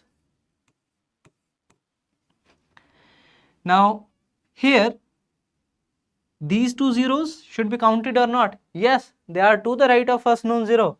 So they will be counted. So 1, 2, 3, 4, 5, 6. It is having 6 significant figures. Here these 3 will not be counted to the left of first non-zero. 1, 2, 3, 4, 5. 5 significant figure. Now let us match it. So first we are getting second, then 3, that is first option. 6 significant figure, that is fourth option. 5 significant figure, that is third option. Okay, I am getting second, first, fourth and third. Second, first, fourth and third. C is the correct option here. Yes. It will take you hardly 5 to 10 seconds to solve such questions if you understand the rules clearly. Now, some rules for significant figures while doing addition, subtraction, multiplication and division. Okay, so let us take 2 numbers are there and they are having some significant figures, they are having some decimal places like that, and we have to add them or subtract them. So what is the rule that we should follow? 2 numbers I am taking. Let us take that as 2.4 and 6.3209. and let us take you have to add them. So how we should do? So first of all, write them like this, okay, and then just add them. Add them. So what it will become? 7209, 6 plus 2, 8. I got this number. Now what you have to do? The rule. Listen properly now. The rule says that after the decimal, the number of digits should be equal to the minimum number of digits after decimal in any of the two. Okay, here you are adding these two. Which one is having minimum number of places after decimal? It is having one place only. It is having 3 places, 4 places. Okay, so how much place should be there? Only 1. So in your final answer after decimal, okay, don't see before decimal, after decimal only 1 digit should be there. Now what to do? Shall we drop it now? No, you need to round it off. How to round it off? You know the rules of rounding off, but still I'll repeat it again. Let us take some number is there. 2769, and let us take you have to round it off to 3 digits. Now I'm putting some decimal also. Let us take here, the decimal is there. You need to round it off this number. So if this is greater than 5, what you need to do? Increase the previous one. So this will become 27.7, it will become here. Okay, this is greater than 5, I increased 6 to 7. If it is less than 5, let us take if this number is 27.63. If it is less than 5, yes, this is less than 5, 3 is less than 5, drop it. So this will become 27.6. Now the rule, what if it is 5? If it is, let us take 27.65.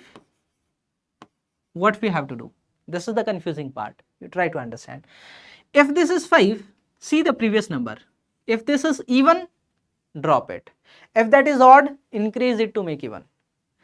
If this is 6 is even or odd, 6 is even. Okay, drop 5. So this will become 27.6. If the previous is odd, let us take it as 27.35. Now this is the previous number, this is odd. If this is odd, what you need to do? Increase the previous one by 1 to make it even. So this will become 27.4. Okay, so this is the rule of rounding off. Now here we need to round it off such that after decimal there is only one place. So I have to round from here. Now you see this 2. This 2 is less than 5 or not? Yes, that is less than 5. If that is less than 5, just drop it. This will become just 8.7. So here my answer will become 8.7. And same rule you have to follow for subtraction also. Same rule.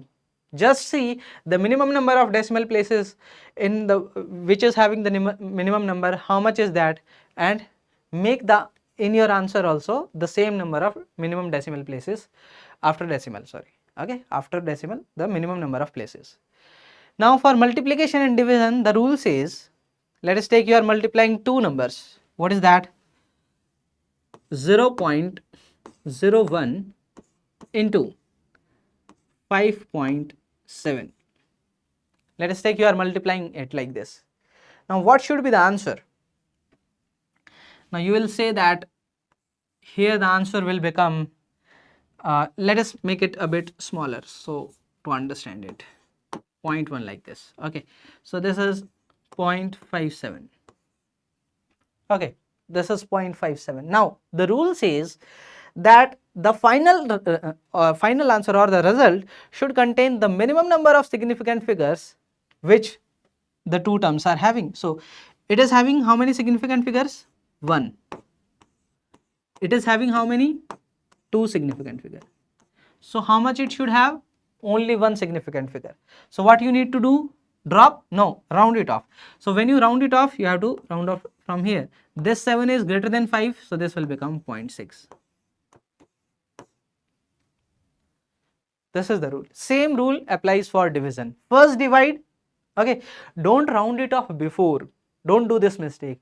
Don't round it off before. First do addition, subtraction, multiplication, division. Get the final answer. Then think about the rule.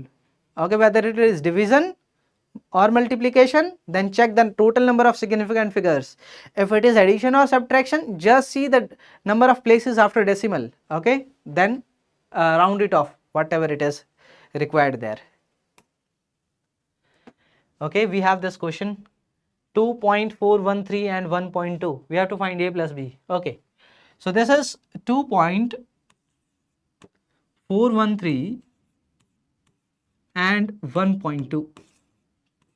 What we have to do? A plus b. Just add them first. So this will become 3.613. Now check the rule. This is having three significant figures, sorry, three figures after decimal, three places after decimal. It is having one place after decimal. So final answer should contain only one place after decimal. So we need to round it off from here. This is 1 less than 5. Drop it. The answer will become 3.6.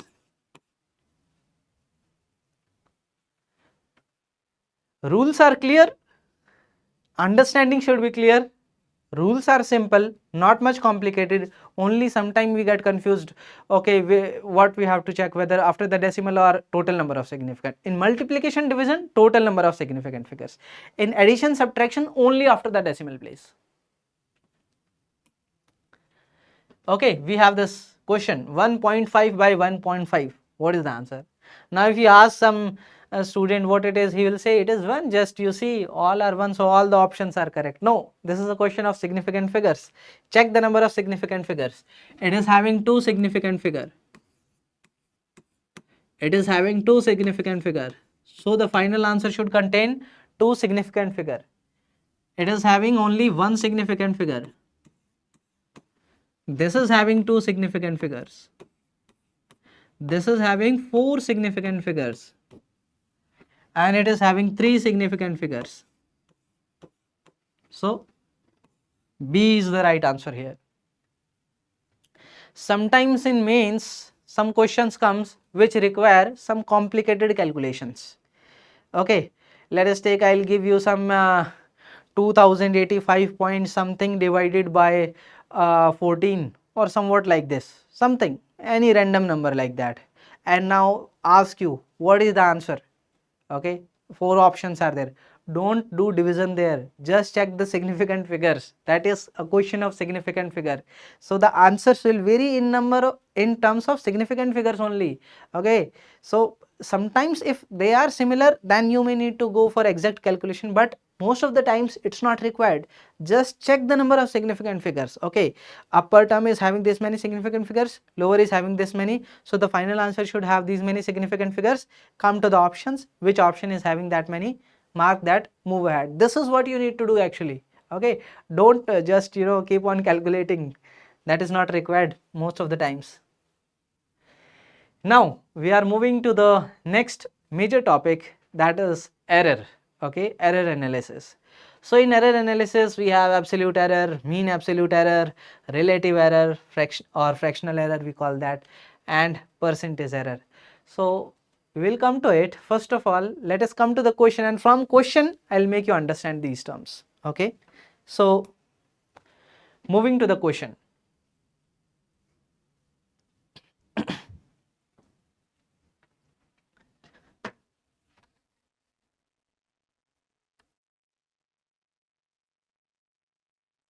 So let us read it.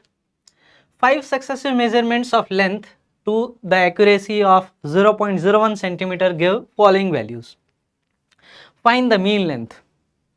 Now what happens whenever you are performing any experiment, or let us take you are having some measurements or like that.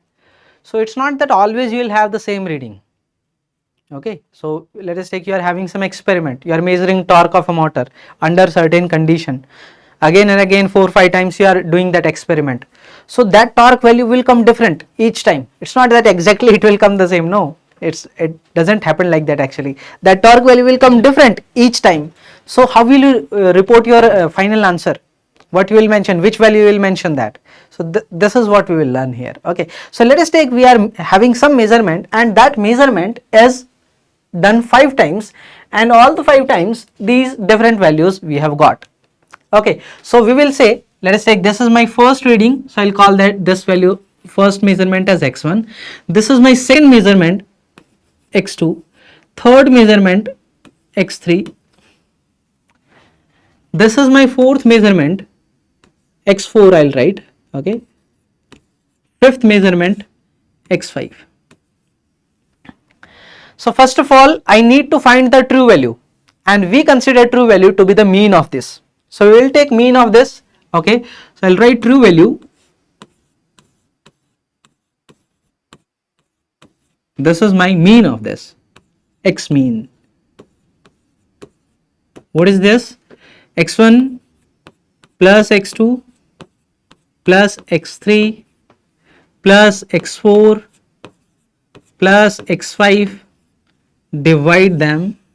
There are 5 readings, so divide by 5. So what is the mean of this? So this is 5.11, 5.13, 12, 14, 10. Okay, if you take the mean of these two, 5.12, mean of these two 5.12, this is 5.12, so this comes out to be 5.12. Or you can add them, all of them, and divide that 5, that way you can also do. Okay, so this is the mean. So this we consider as the true value. Now in some cases the true value can be given and that may not be mean. So then you have to consider that as your true value. Okay, generally the true value is not given, so the mean of all the values we consider that as the true value. Now you find the individual absolute errors for each reading. Now we are finding absolute errors. Okay, let us write with different color. So I am writing now absolute errors.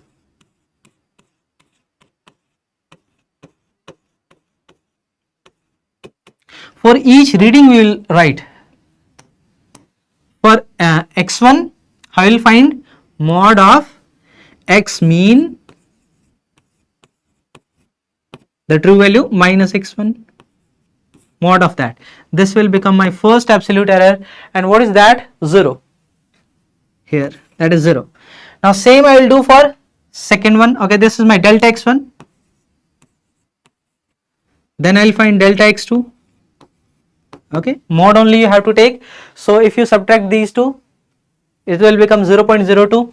So 0.02. Now you may say it is negative or positive. No, I am taking mod. Okay, not considering positive or negative, it will be positive only, mod. So 5.10 minus this will become 0.02 again. Then 0.01.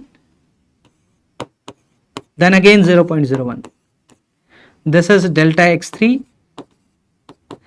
delta x4, delta x5. Okay, now you will find mean absolute error. The next one, mean of all these we call as the mean absolute error. Okay, so mean absolute error. What you will do, you will add delta x1, delta x2, delta x3, delta x4, delta x5, divide with 5, that will become mean here. Okay, so I can write like this also, summation of all the delta x divided by here 5. So what it will become,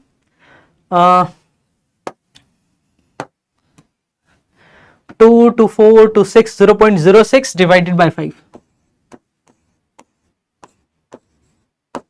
0.012. Okay, and then we can find the fractional error. Let us do that also. Fractional error. This was mean absolute. Okay, let us write it again. So this is mean, and then we are writing fractional error.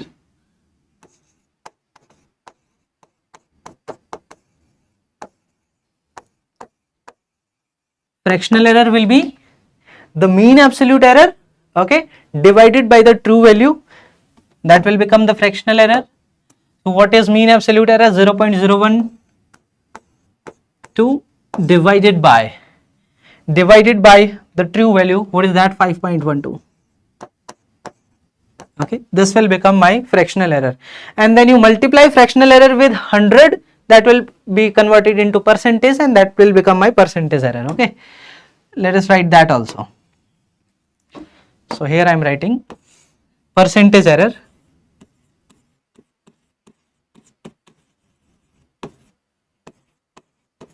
So just multiply fractional error with 100. So this is here 0.012 divided by 5.12 into 100. This will become 0.23%. Okay. So we got the true value first, the absolute errors in the individual quantities, then mean absolute error, then fractional error, and then the percentage error. Now, if somebody asks you, what is your reading here? How will you report that? So first of all, we will write the true value. Okay, when I have to mention my reading, so what I will do? X. First of all, I will mention the true value. What is that? 5.12. And this is having some error, so plus minus will come. So plus minus, what is the error? Mean absolute error, 0.012. Now, if you see the least count, this is till accuracy 0.012, so only two places. So this 2 I will drop, or we can round it off. So if we round it off, this will become 0.01 only. Okay, so we need to leave it. So this will become 5.12 plus minus 0.01. So after performing my whatever is my experiment or reading that I am taking, so I will report my final reading like this: 5.12 plus minus 0.01. Okay, it tells us that this is the true value and this much is the variation in the particular true value. Okay, this is how we do. Now coming back, so we understood absolute error, how find the true value, then subtract the measured value from the true value, take the mod, that will get the absolute error. So individual absolute error in each of the readings will come.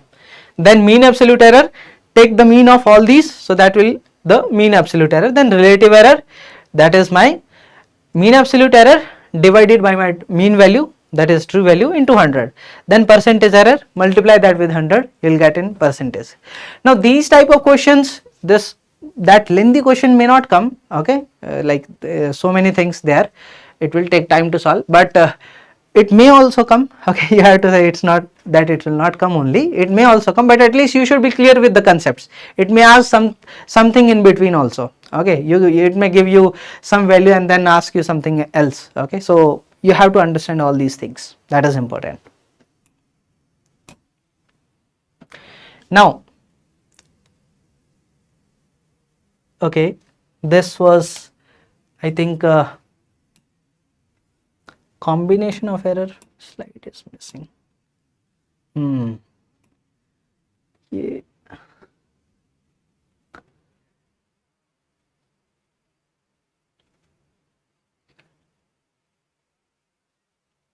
Okay, ये slide यहाँ पे कैसे आ गई?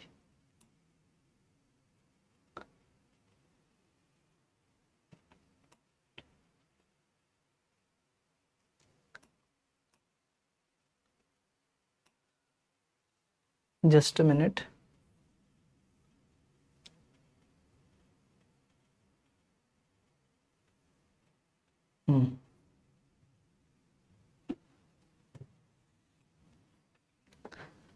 So यहाँ से फिर से continue कर रहा हूँ.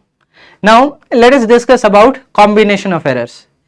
Now you are having, let us take, you did some experiments, you measured some values. Okay, now you are using all these values, these are having some errors, isn't it? These are having some errors. Now you are using these values to do some calculations to get some final, resultant physical quantity, whatever you want to calculate.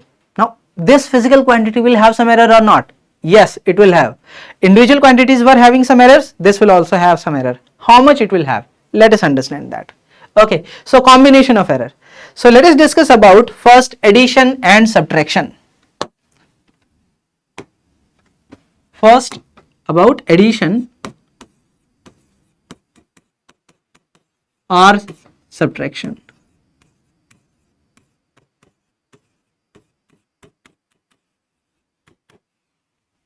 Okay, so let us take two physical quantities are there, or two values are you are having, two measurements.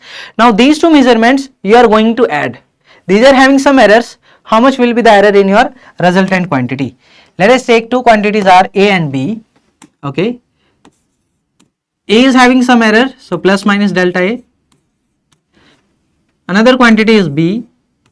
B is having some error, so plus minus delta B. Another reading. Now you need to find C, that is A plus B. The question is, how much is delta C? Now to find this, there can be many methods. I'll discuss all of them. First of all, what you can do is, you can put A as A plus delta A, B as B plus delta B, like that. Okay, so simply actually in addition and subtraction it's not that much complicated thing to derive. Actually it's just straightforward. Multiple methods are there for multiplication and division, that will come to that. Okay, here you can just say that delta C, because when you will add that, so my C plus minus delta C will be equal to A plus minus delta A plus B plus minus delta B. So from here C, that is equals to A plus B, so delta C is basically delta A, like this, plus minus delta B. Now here we will consider plus sign only, not minus, because here it is plus minus, but we will consider only plus. Why? So we need to find the maximum possible value of that. We need to find the maximum possible value of that. So maximum possible value of what? Error. So delta C is delta A plus delta B. Delta C is delta A plus delta B. Even if we are doing subtraction, delta A C will be delta A plus delta B, because we need to find the maximum possible error. Maximum possible error. One error can be negative, another error can be positive. When you subtract them, that the magnitudes will add. One error can be, you can say, negative, and another error is also negative. When you add them, the magnitude will add. So all the possible conditions are there. So what I need to do, I need to find the maximum possible. So I'll write delta C, that is equal to delta A plus delta B. Same for subtraction and addition. Okay, it's same for subtraction and addition both. Now let us discuss about multiplication and division.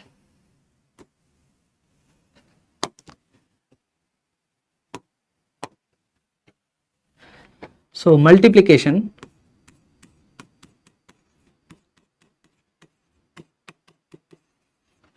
and division. So multiplication and division, there can be many methods, as I discussed. We will come to those one by one. Let us take two values are there, two measurements, that is A. So A is having some error, delta A. B, that is having some error, delta B, and you have to find C, that is equal to A into B. First method, what you do, put A as A plus minus delta A, B as B plus minus delta B. This is your C plus minus delta C. Now multiply this, open the brackets. So what it will become, AB plus A plus minus A delta B plus minus delta A into B plus minus delta A delta B. So what it will become, the C is AB, so C anyways will get cancelled. So I can write C plus minus delta C. Now C is my AB, so I'll cancel it out. So this will become plus minus delta C. This is equals to what it is, A delta B, and then we are having B delta A. So plus minus A delta B plus minus B delta A, and this part delta A into delta B. Now error in A and B we are considering very small, delta A is very small as compared to A, delta B is very small as compared to B. So delta A into delta B, the multiplication of these two will be further small and we will neglect it. We will consider this to be almost 0. Okay, so from here I got delta C and I need to find the maximum, so I will consider all the sign to be positive. So I will say that delta C, and I am dividing this with AB now, so AB is C, so delta C by C it will become, if I divide with AB it will become delta B by B plus delta A by A.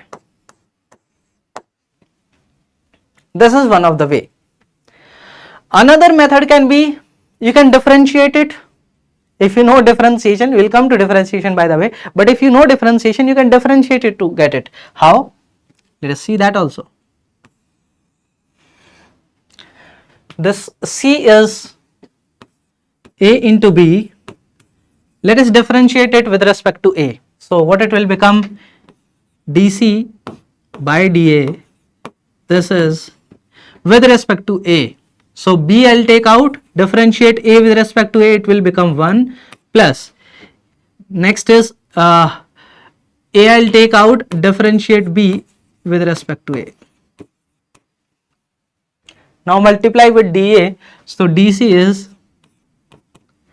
BdA plus AdB, multiply with AB, divide with AB basically, divide with AB, AB is C, so DC by C is equals to dA by A plus dB by B. This is another method. I differentiate it, I got the result.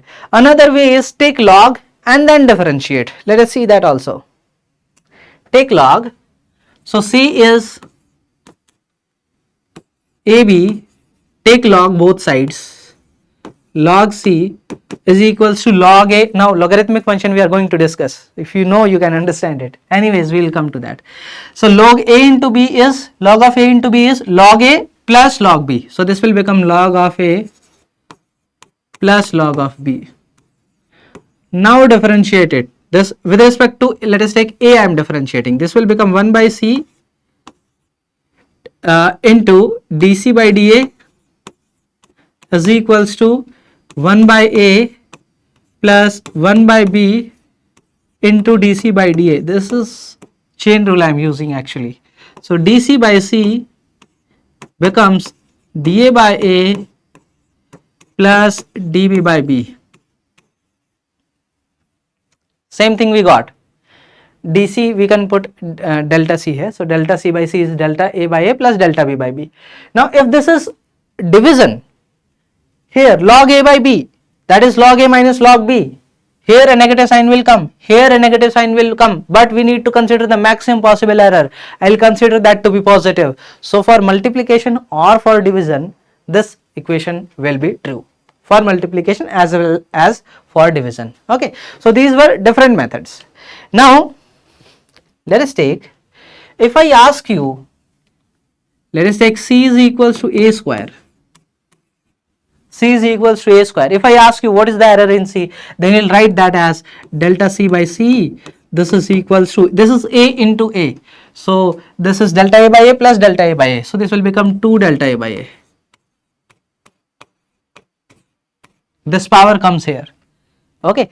Now if there is, let us take C, that is equal to x to the power A into y to the power B divided by alpha or beta, I will consider, not AB there, x to the power alpha, y to the power beta by z to the power gamma. Let us take it as like this.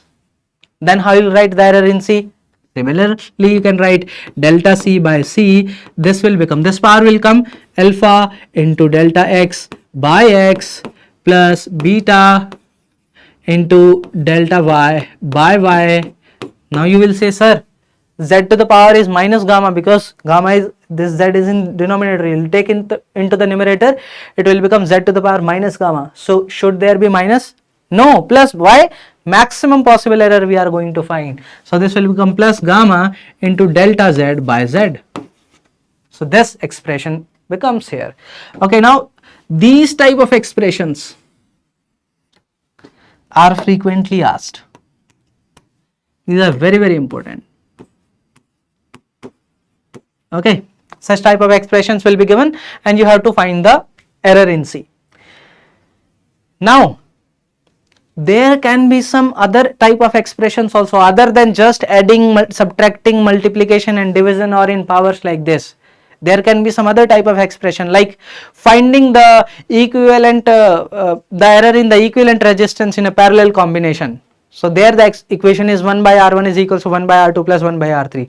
That is not this type of expression. How to do that?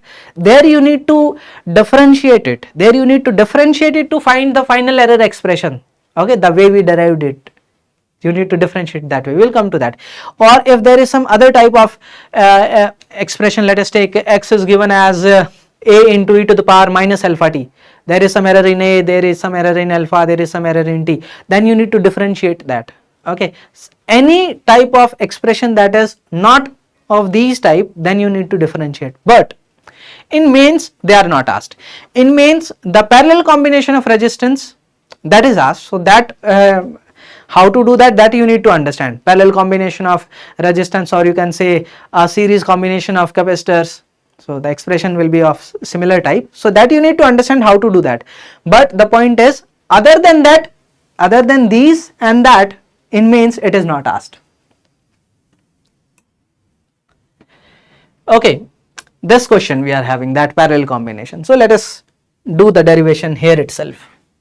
What it is asking, two resistors R1, R2, they are having some errors that is mentioned here. R1 is having 0.5 error, R2 is having 0.5 error. The percentage error in measurement of equivalent resistances. Now what is equivalent resistance in parallel? So first of all, let us do for series because that is simple. Let us understand for series first. So now if you have to do for series, we know R series is equals to R1 plus R2. It is just addition. So if I need to find the delta R series, that will be just delta R1 plus delta R2. 0.5 plus 0.5, that will become 1 ohm. And R series, that is R1 plus R2, 10 plus 15, what is that? 25. So you will write R series as 25 plus minus 1 ohm. This is for series combination, but here he is asking for parallel. I did this series combination so that you understand it, what it is asking here. Means what can be done if it is asking for series combination. Now for parallel combination, I know the formula 1 by R parallel. This is 1 by R1 plus 1 by R2. This is not a standard expression. If I have to solve for this, I need to differentiate it. Differentiate it now. With respect to whom you can differentiate? You can differentiate with respect to R1. So minus, because we know differentiation of 1 by x is minus 1 by x square. Okay. So minus 1 by R parallel square into dr parallel by dr1 is equal to minus 1 by R1 square into dr1 by R1 into dr1 by dr1, anyways that will get cancelled. Okay, so minus 1 by R1 square plus into 1 plus, now similarly for R2, so this will become minus 1 by R2 square into dr1 by into dr2 into dr2 by dr1, and you multiply with dr1, so you will get it like minus of, and also when we are finding error, we will consider all the signs to be positive. So I am not writing minus now, we will consider positive. So this will become dr parallel by R parallel square. This is dr1 by R1 square plus dr2 by R2 square. This expression I got. I have to find the, what I have to find, percentage error in the, what I have to find, R parallel by R parallel into 100, that is the percentage error in the parallel equivalent. So 1 R parallel you can take other side and then solve by putting the values. This is what you have to do. Okay, so this will become dr parallel by R parallel this is 1r parallel I took here into dr1 by r1 square plus dr2 by r2 square, multiplying both sides with 100 because the answer is in percentage. This is what you have to do. Now what is r parallel? Use this formula to find the r parallel. Okay, so 1 by r parallel is 1 by r1 plus 1 by r2, or you can write as r1 r2 divided by r1 plus r2, anyways you can do. So r parallel will basically become 10 into 15 divided by 10 plus 15, 25, 5 into 2, 5 into 3, this becomes 6 ohm. R parallel is 6, I'll put 6 here. dr1 is 0.5 delta r1, okay, this is my 0.5. r1 is 10, so 10 square, here it will become 100. Then dr2 is again 0.5, I'll put here 0.5. Then dr2 square, r2 square is 15 square, so this is 15 square. I'll put the values, I'll solve them, and this will come out to be 4.33%. This is one of the standard type of question that is asked. Okay, so it's not that you have to do derivation every time. This type of derivation you can remember or you can understand it, so that you can quickly do or you can directly write there. Okay, got it? Let us move further. Now another question. This was asked in JEE Mains 2022. Let us read it out. A silver wire has mass this, radius this, length this, the maximum percentage error in its density. So what is density? Density we know, that is mass into volume. So if we write density, mass by volume. So if we write density, that is mass divided by volume. Now mass is given. So what else is given? The length is given and the radius is given. Length and radius is given. Now can we write volume in terms of length and radius? Yes. What is that? Pi r square L. So the final formula becomes rho is equals to m divided by pi r square L. Now in the expression, if there is some constant, if here this constant is there, okay, that is not having any error in that. Okay, so when we write delta rho by rho from here, m to the power is 1, so delta m by m. R to the power is minus 2, we will take plus only, so 2 into delta r by r. L to the power is minus 1, so plus delta L by L. We have to find the percentage error, so into 100, into 100.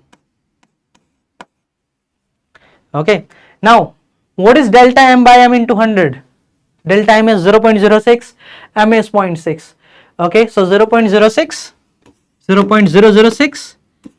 divided by 0.6 into 100, this comes out to be 1%. Okay, so delta m by m into 100 comes out to be 1%, plus error in r, that is also 1% only, so 2 into 1%, so 2%, plus error in L, that is also 1%, so this is 1%, so this comes out to be 2 plus 1 plus 1 comes out to be 4%. 4%. Okay, so that is option A. When you solve such questions in mains, you may not take so much time to write everything in detail. You will just do it quickly if you understand it. Okay, so just see percentage error in mass, length and volume, and mass, length and the radius, and just write the formula. Just add the errors with the powers, multiplying that with powers, get the answer. Another question. Now this was asked in 2022 only. Okay, now here you see same type of question. One thing is, here A is mentioned as constant. If some constant is there, it means the error in that is 0. Okay, so you need not consider that term. Even if you write for that term, it will become 2 into delta A by A. Delta A is 0, so that term in itself is 0. So I'll write delta Z by Z from here, that comes out to be 3 delta X by X plus 1 by 2 into delta Y by Y. Okay, now put the values. For percentage, we can multiply that with 100. Okay, that is understood anyways. Now what is delta x by x? Delta x by x is 4%. So 3 into 4%, 12%, plus half into, what is delta y by y into 100? 12%. So this becomes 18%. Okay, so the answer is 18. Now the point is, when we use these type of formulas, actually we assumed that the error is less. Less means we consider the error to be till 5% or maximum 10%, not beyond that. But in main, sometimes such questions comes here, error in y is considered to be 12%. And we are solving that by using the same formula only, because NTA is also expecting from us that we will use this. Therefore, we are doing it like this. Although this error should be small, because these formulas are only valid for small errors. In JEE Advanced 2025, this year, there was one mistake by JEE, and what was that? That in one of the question where they expected the students to use these type of formula to find error, they give 20% of error there, 20% of error. Okay, so, that question was from diffraction actually, but no concept of diffraction was used, just the formula was given and you need to use error analysis to find the percentage error. But there they did a mistake, they gave 20% error there. Now some student did this way only and they were expecting that and they gave the answer this way only. Okay, but like those who are able to think, they considered that that formula cannot be applied. There you need to consider, let us take if the error is 50% or 20% like that, then what you need to do in such expressions? You need to find the maximum possible and minimum possible value of z, and then you can find the error in that. Okay, so anyways, in mains NTA is not going to ask that. It has never asked in past also, it's not going to be like that. So anyways, if such type of questions are coming, you can use these standard formulas that we are using. Okay, another question. This question was asked in JEE Advanced 2024. Why we are taking this JEE Advanced question? Why we are considering it here? Because I want to show you that when the question comes from error analysis or units and measurements, even if it is advanced question, it is going to be simple only. Let us read it. The dimensions of cone are measured using a scale with least count of 2 mm. Least count of 2 mm. The diameter of base and height of both measurements are given here, 20.0 centimeter. The maximum percentage error in determination of volume is. So when we write the volume for cone, what is the formula? 1 by 3 pi r square h. Now here diameter is given instead of radius. Okay, so we will write in terms of diameter. We know that diameter is equals to twice of the radius. So radius is diameter by 2. So 1 by 12 pi d square h. So when you write the delta v by v expression, anyways the constant will not matter here, 1 pi by 12. Okay, so it will become 2 into delta d by d plus delta h by h, and we have to find in percentage, so multiplying that with 100 both sides.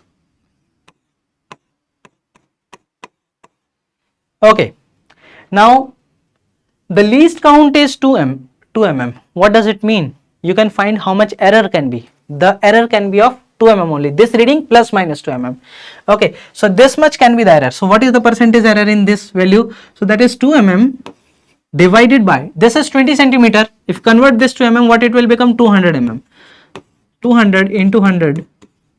So this is 1%. So in this reading, the error is 1%. So this is 1% into 2, so 2% plus 1%. So this becomes 3%. Okay, so the maximum percentage error in determination of volume is 3%. Very simple question. This was asked in JEE Advanced. Now we are going to discuss log function. Okay, logarithmic function. Few of you already know, few of you don't know, but anyways I'll cover. There are just few fundamental things that you can understand, and that's all. Now when we write log of something, let us take we are writing y as log of some, let us take 10 to the base x.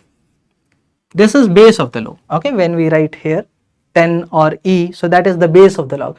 So y is equals to log 10 to the base x. So what is the meaning of this expression? Here the meaning of this expression is how much power of 10 should be there such that it is equal to x. It means x is 10 to the power y. This is the meaning of this expression. X is 10 to the power y. Okay, how much the power of x, how much the power of the base should be such that this is equal to x. So 10 to the power y, that is equal to x. Okay.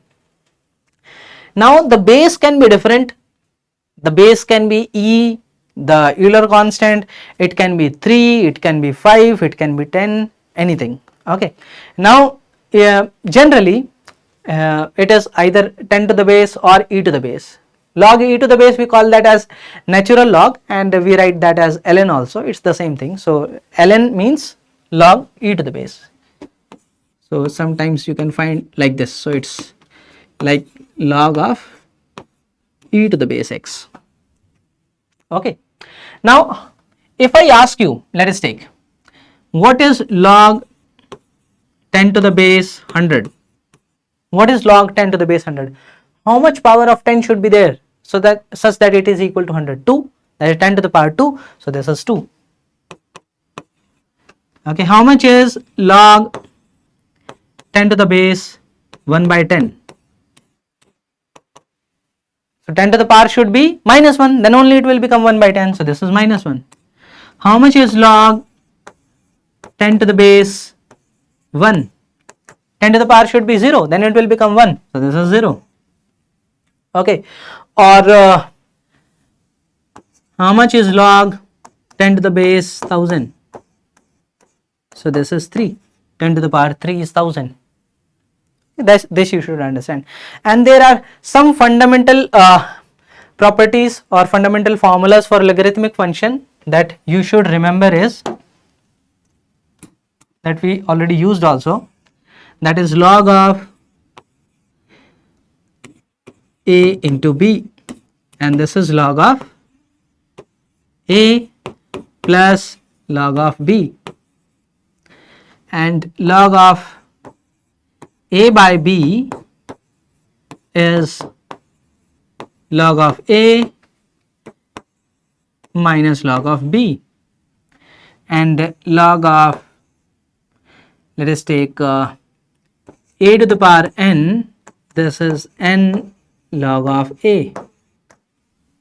These are few formulas that you should, few fundamental formulas I will say, that you should remember for log.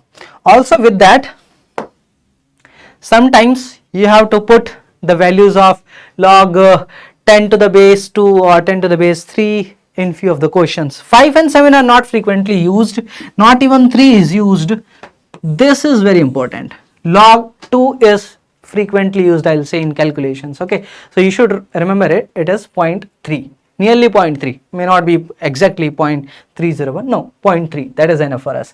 Log 1 is 0, you already know. 5 and 7 you may see, but they are not frequently used. Now let me ask you a question on this. What is log 2 to the base 32? Take a pause, think about it, and then you can resume this video. I hope you are back. Now what is the meaning of this? How much should be the power of 2 such that it is equal to 32? That is 2 to the power 5, isn't it? 2 to the power 5 is 32, we know. So this comes out to be 5. Okay. Is that clear? Yes. Okay. Now we are moving to one of the very important topic in mathematical tools, that is differentiation. So differentiation what is the meaning of differentiation? First thing, differentiation gives you rate of change. When you are differentiating one variable with respect to another, you are getting rate of change of that variable with respect to other, like dy by dx is rate of change of y with respect to x. Okay, if I change x by dx, in what proportion y is changing? In what proportion y is changing, that is the meaning of rate of change there. Okay, I'm slightly changing x by dx, then checking in what proportion y is changing, that is the meaning of differentiation of y with respect to x. Where it is used? Anywhere where you have to find rate, like velocity. What is velocity? Rate of change of position with respect to time. You need to differentiate the position with respect to time to find velocity. Okay, so when I say velocity,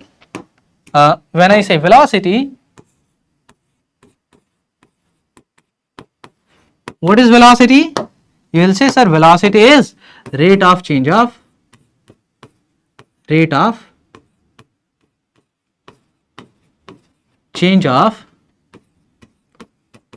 position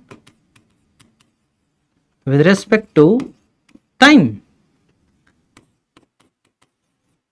What does it mean? It means you have to differentiate position with respect to time to get the velocity. So when I'll write the formula for velocity, I'll say this is rate of change of position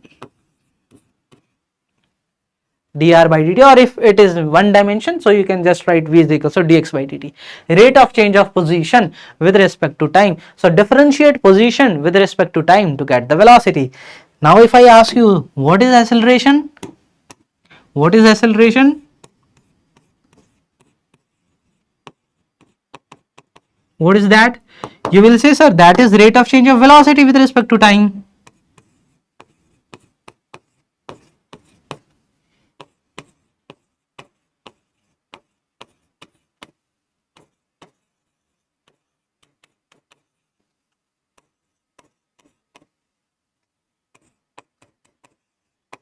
So just differentiate velocity with respect to time to get the formula for acceleration.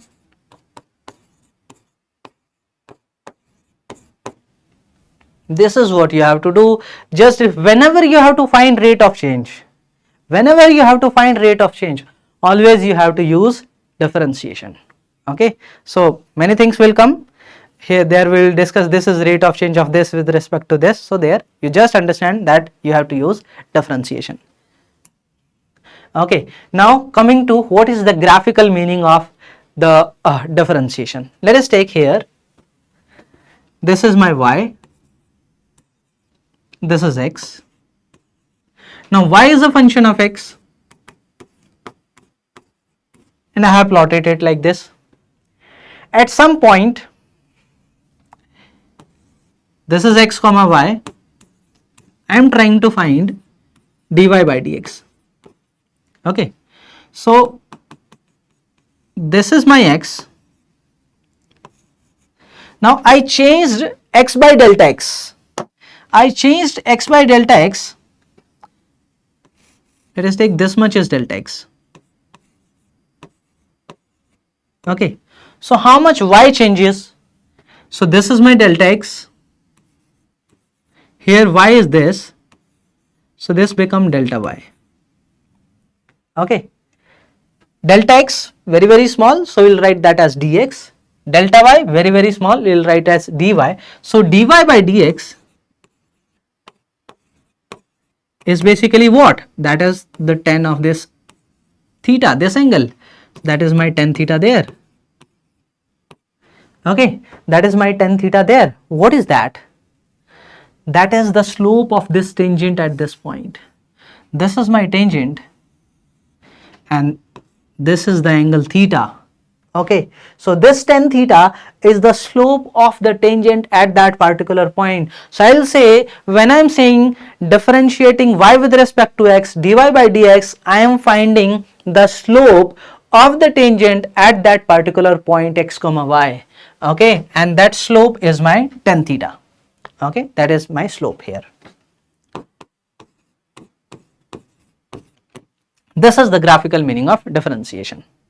Now let us take, you have to find velocity from position time curve. What you will do to find velocity at a point? Just find the slope there. You have to find acceleration from velocity time curve. You will find the slope there.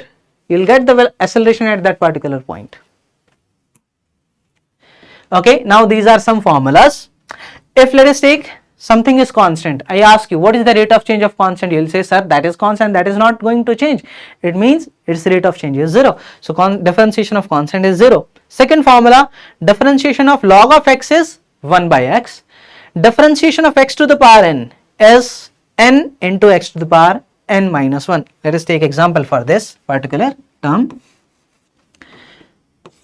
Differentiation of x to the power 4, if we have to find, how will I write? I will write 4 x to the power 4 minus 1. This will become 4x cube.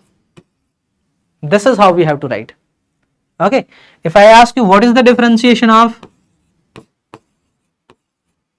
1 by x, you will say sir 1 by x is x to the power minus 1.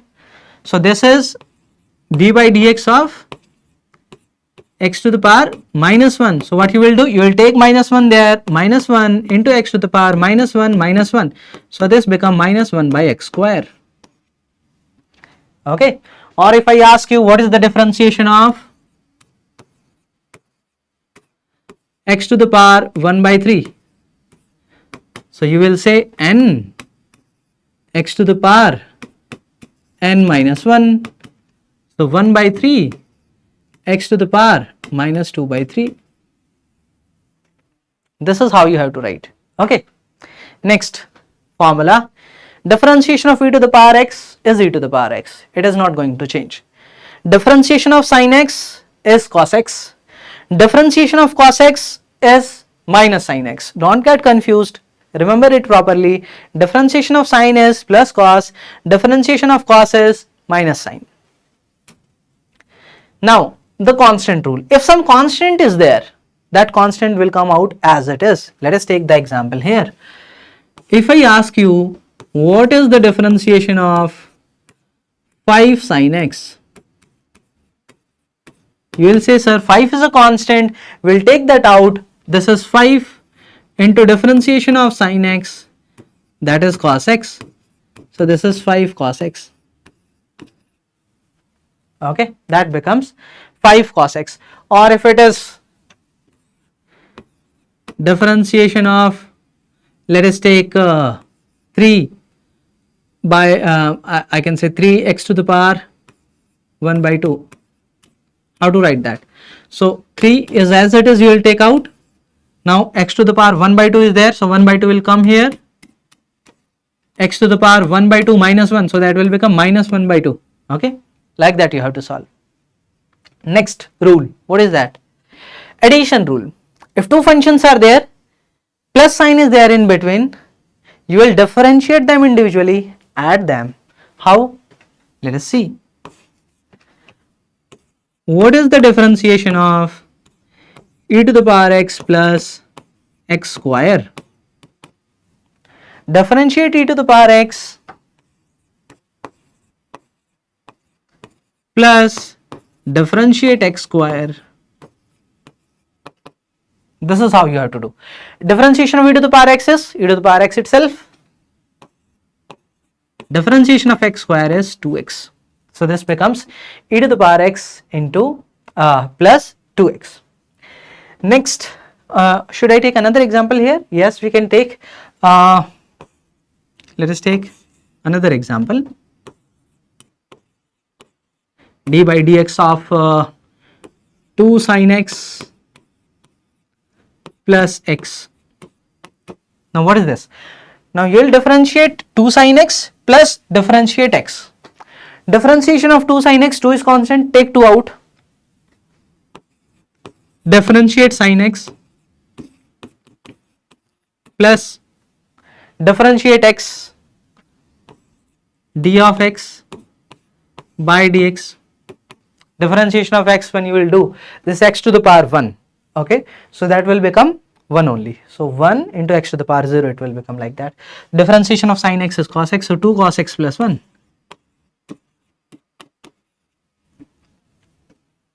Next rule, that is the product rule. This is important one. Now product rule, two terms are there. So what you will do, first you will take one term outside, differentiate another, next plus, then take the another term outside, differentiate the first one, like that you have to do. Take an example, d by dx of x square sin x. Okay, how to do? You can take x square outside first, differentiate sin x, then take sin x outside, differentiate x square. X square into differentiation of sin x is cos x, so x square cos x plus sin x into differentiation of x square is 2x, so 2x sin x.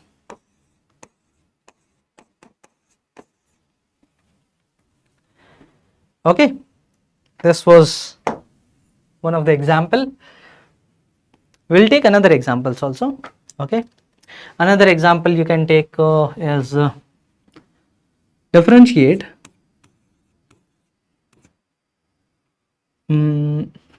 cos x into log x. Differentiate it. Take a pause, okay, solve it and then come back. I hope you are back. Now first take cos x outside, differentiate log x, then take log x outside, differentiate cos x. Simple. So what it will become? Cos x, differentiation of log x is 1 by x plus log x, differentiation of cos x is minus sin x. What it will become from here? This will become cos x by x minus sin x into log x. Cos x by x minus sin x into log x. Next rule, one of the most important rule is chain rule. Now what is chain rule?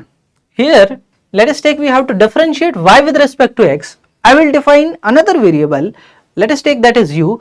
I will first differentiate y with respect to u and I will multiply into differentiate u with respect to x, like that. Okay, so it's like we multiply and divide with du, so it will become dy by du into du by dx. Okay, so first differentiate y with respect to u, then differentiate u with respect to y. Let us take example of sin x cube here. Now what I will do here, what is my u, what I should consider? I will consider x cube as u. Okay, I will consider x cube as my u. So how will I write? D by dx of sin x cube, when I will write it like this, d, this x cube is u, sin u, by, I will differentiate it with respect to u, then multiply differentiation of u with respect to x, like this. Differentiation of sin u with respect to u is cos u, so this is cos u into not x, u, so this is cos u into du by dx. Now you need to put the value of u here. What is u? U is x cube, put u here, so this will become cos of x cube into differentiation of x cube, that will become 3x square. So it will become cos x cube into 3x square. This is one of the example of chain rule. I will take few more examples for that for you. Okay, let us take multiple examples now. Differentiate 3x plus 9 to the power 5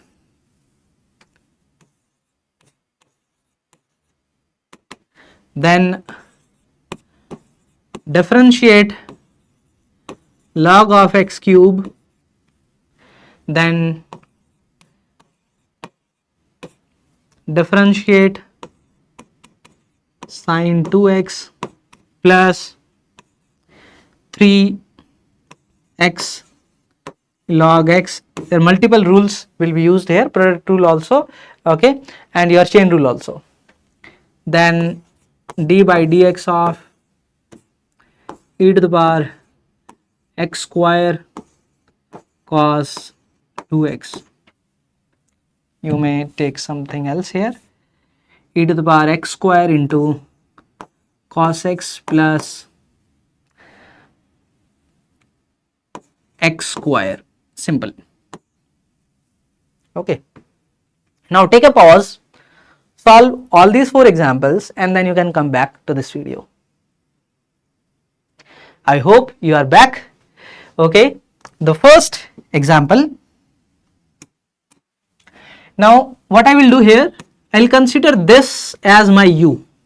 I'll consider this as my u. So this will become d of u to the power 5 by du into du by dx, isn't it? It is like that. What it is, it will become 5 into u to the power 4 into du by dx. Okay, now I put u, that is 3x plus 9. So this will become 5 3x plus 9 to the power 4 into differentiation of 3x plus 9. And what is this? Differentiation of 9 is 0, differentiation of 3x is 3, so into 3, just. Okay, now here I will take x cube as u, so d of log u by u du into du by dx. So differentiation of log u with respect to u, that will become 1 by u, so this is 1 by u du by dx. I'll put u as x cube, so 1 by x cube, differentiation of x cube with respect to x is 3x square, so into 3x square, so 3 by x. Okay, is this clear? Next example, sine of 2x. Here when you will differentiate this term first, you will consider this as u, so you will write it like this, d of sine u by du into du by dx plus the differentiation of this term now. Now here you have to use product rule. So what you will do, 3 is constant, you will take out, x into differentiation of log x plus log x second term into differentiation of first. Okay, now what is this? Cos u, this is cos u, and I will put u as 2x, so cos of 2x, differentiation of 2x with respect to x is 2, so into 2 plus 3 here into x, differentiation of log x is 1 by x plus log x into differentiation of x with respect to x is 1, so this will also become 1 here. Okay, so this will become the expression. Now for the last one, here you have to use product rule. Okay, and when you have to differentiate this, you have to use chain rule there. Okay, so I'll show you, and plus the differentiation of this. So anyways, differentiation of x square we know that is 2x, so I'll write for this. If I write for this, how will I do? So d by dx of e to the power x square into cos of x plus cos x outside, second is e to the power x square outside, e to the power x square outside, sorry, e to the power x square, e to the power x square outside, and differentiation of cos x, okay, plus here x square differentiation is 2x. So this is how you have to write. And now when you have to differentiate this, cos x differentiation you know that is minus sin x, but when you have to differentiate this, then you can use chain rule the same way as we did. Okay, so this is all about differentiation. Now we are having one example for differentiation. What is this? X square plus 2 to the power 5 with respect to x. So we already took one example similar to this. So what we can do is we will use chain rule. So we will consider this as u. So this is d by dx of x square plus 2 to the power 5. We'll consider x square plus 2 as u. So this become d by dx of u to the power 5 plus, into du by dx, by du here, okay, by du into du by dx here. So what it is, this will become 5 into u to the power 4. So 5 into u to the power 4 into du by dx. What is u to the power 4? What is u? X square plus 2. I will put here. So this will become 5 into x square plus 2 to the power 5 into differentiation of x square plus 2. 2 is constant, differentiation is 0, differentiation of x square is 2x. So into 2x. So this will become 10 here, 10x into x square plus 2 to the power 5. This is how you have to do by using chain rule. Another example, okay, t is given as root x plus 4, we have to find dx by dt. We have to differentiate with respect to t. So my x I should replace in terms of t. So what is x in terms of t? So root x is t minus 4. Root x is t minus 4. So x is t minus 4 square. Okay. Now I'll put it here. So d by dt of t minus 4 square. So you may use chain rule here. You can consider this as u. Okay, this as u. So differentiate u square with respect to u into differentiate u with respect to t. So that will become d by du of u square into du by dx. What is u? U is t minus 4. So this will become 2u. So 2 into t minus 4 into differentiation of t minus 4 with respect to this should be t here because our variable is t. With respect to t, that will become 1. So into 1. And we have to find this at t is equals to 4. So if you put t is equals to 4, this will come out to be 0. B will be our correct answer here. Okay. So simple fundamental things, you are already getting that. Now application of differentiation to find maxima and minima. Now how we can find maxima and minima of a function, that we need to learn. So let us take a function is there, okay, which is varying with respect to x, y is varying with respect to x, and it is like this. In another case, let us take, it is like this, it is having a minima. Now I have to find maxima and minima. In this case, maxima exists. Okay. So if I ask you, what is the slope of the tangent at this particular point? This is the maxima point, okay, point of maxima. So what is the slope of the tangent at that particular point? You will say, sir, the tangent is like this. Okay, it is making 0 degree with x-axis. So slope of this tangent is 0. It means dy by dx is 0. Okay, now for the second, here this is minima. I'll ask you, what is the slope of the tangent at minima? So you'll say this is the tangent. Again, this is 0 degrees with x-axis. So here also dy by dx is 0. It means if I do dy by dx, put that equal to 0, I will get maxima or minima. But how to differentiate that, whether that is maxima or minima? You can differentiate that by taking again differentiation, double derivative. It means derivative of this at that point. So d square y by dx square, this is second derivative, okay, at what point? At dy by dx is equals to 0. At that particular point I am talking about, okay. You may not understand what and why I am writing it here. You may get that. I am just rubbing it for now. Now if I talk about second derivative means how the rate of change of slope, how the slope is changing. If you see before, here the slope was positive, then slope is 0, and here then the slope is negative. slope was positive, then 0, then negative, it means this is having what? The slope is decreasing. It means d square y by dx square less than 0.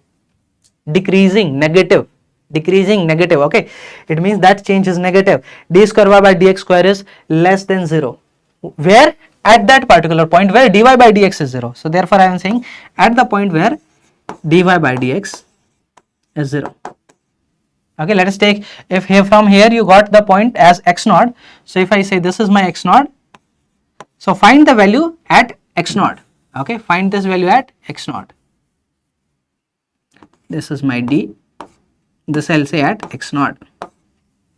Similarly, here if you see, first the slope is negative, then slope is 0, then slope is positive, it means that is increasing, and I'll say here d square y by dx square is greater than 0. So what you do, you have to find maxima or minima, you differentiate that function, put equal to 0, you will get either your maximas or minimas. Then what you do, take differentiation again and then check at that particular point whether that is positive or negative. If that is positive, that is minima. If that is negative, that is maxima. Okay, this is my maxima condition.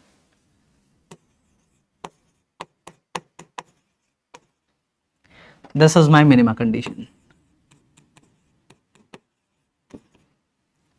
Many of you might not have understood what I am talking about. We will understand by example. Example. So for this function, first let us find, this is 5x square minus 10x plus 10. We have to find maxima or minima. Okay. So let us check what it is there, whether it is maxima or minima. So what I will do, dy by dx is 0. First I will put dy by dx equal to 0. What is dy by dx? Differentiate it. Differentiation of 5x square will become 5 into 2x, so 10x, minus differentiation of 10x is 10, differentiation of 10 is 0. From here, if I put this equal to 0, I put this is equal to 0, x comes out to be 1. So dy by dx is 0 at 1. At 1 it can be maxima, it can be minima. What I need to do? I need to again differentiate it. D square y by dx square, differentiate dy by dx. What is dy by dx? 10x minus 10. What is that differentiation? 10. It is greater than or less than 0. It is always greater than 0. If it is greater than 0, a minima will exist. A minima will exist. What is that minima? That minima is that x is equals to 1. Put x is equals to 1 there. So you will get y minimum as 5 into 1 square minus 10 into 1 plus 10. Okay, so this comes out to be minus plus 5. This comes out to be plus 5. Okay, now one thing you can see, you can directly say from here, this is 5x square. If I take x equals to infinity, this is the greatest exponent. This will tend to infinity, isn't it? It means the maxima will not be there. The maxima is at infinity. Okay, maxima is at infinity. So its minima will exist. Maxima is at infinity. Okay. Now similarly, for second function, if we see y is equals to x cube by 3 plus x square by 2 minus 6x plus 2. If I put x is equals to infinity, this will tend to infinity. If I put x is equals to minus infinity, it will tend to minus infinity. So its maximas and minima are at minus infinity and plus infinity. Maxima of this function will be at plus infinity. Minima of this function at minus infinity. But if I follow this procedure, dy by dx is equals to 0 and d square y by dx square, if I check, what I will get there? I will get local maximas and local minimas. Okay, there you will get local maximas and local minimas. It's not absolute maximas and absolute minimas. How the function will change, okay, how the function will go, we will discuss it. Okay, if I draw try to plot this function. Now at plus infinity, it is tending to plus infinity. At minus infinity, it is tending to minus infinity. Why? My y is tending to minus infinity. In between, in between some maxima and minima will exist.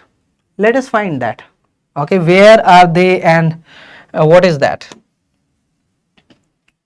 Okay, now if I differentiate it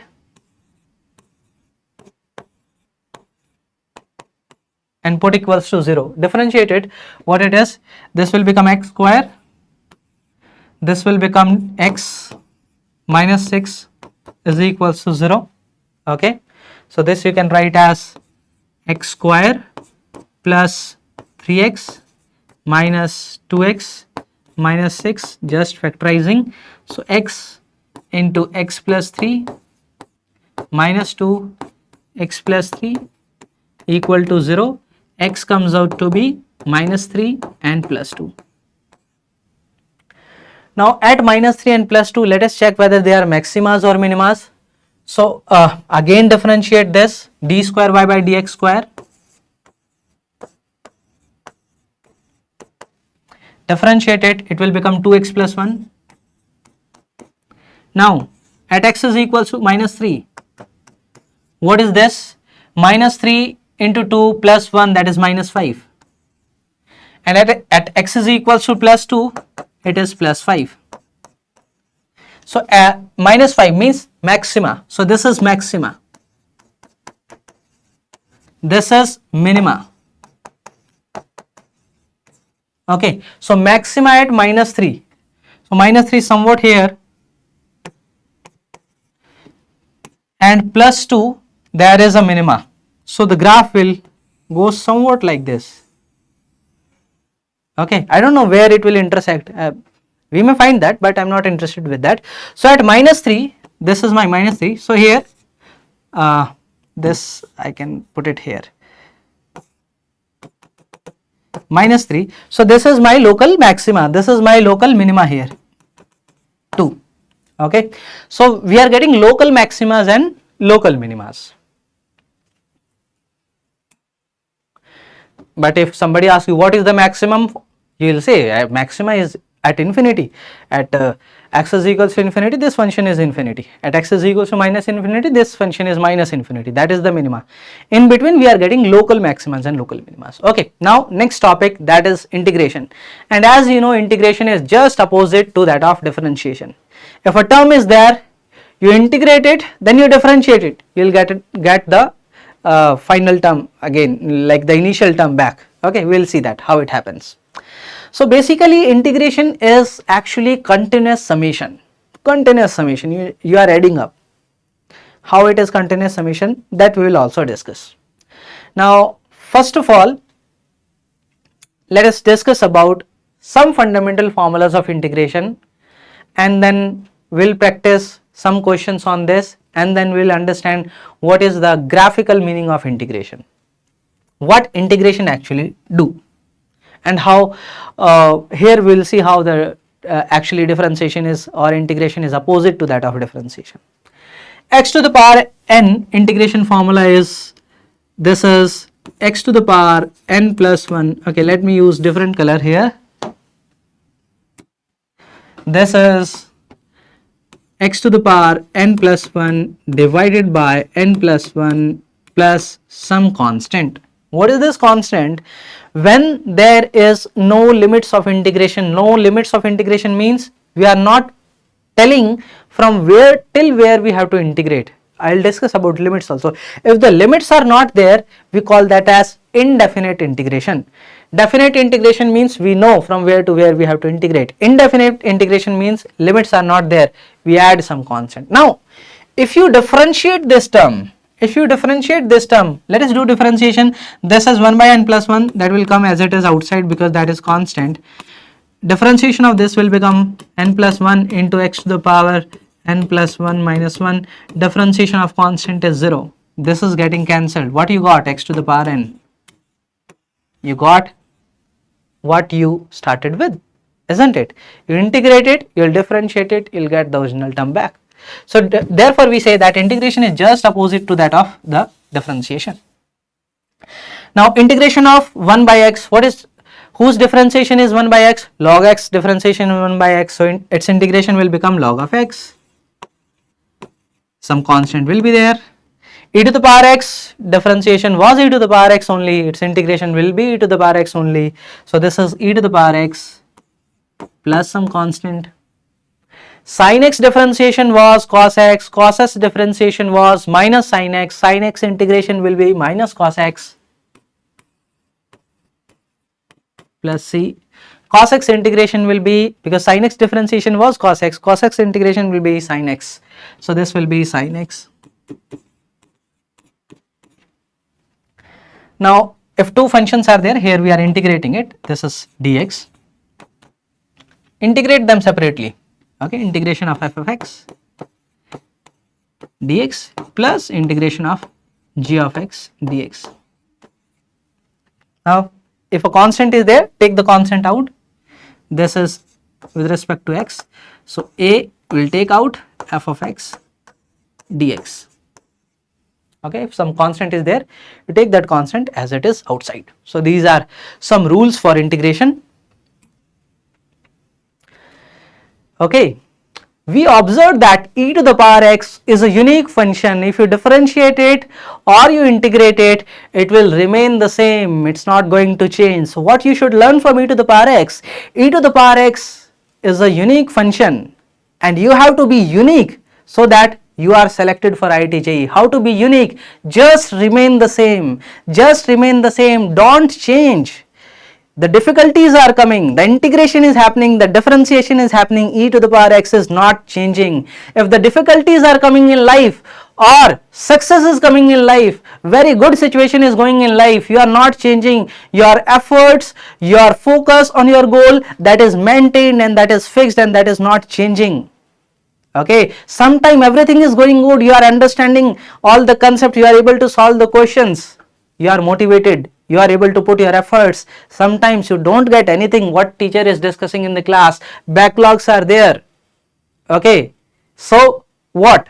You should maintain your focus, you should maintain your efforts, then only you will reach goal. Okay, the hardships will come, sometimes very good situation will come, sometimes very difficult situation will come, but you have to be calm, composed, and you have to continuously put all your efforts with the same, you can say, same focus, same mental clarity that you had previously. Don't change that.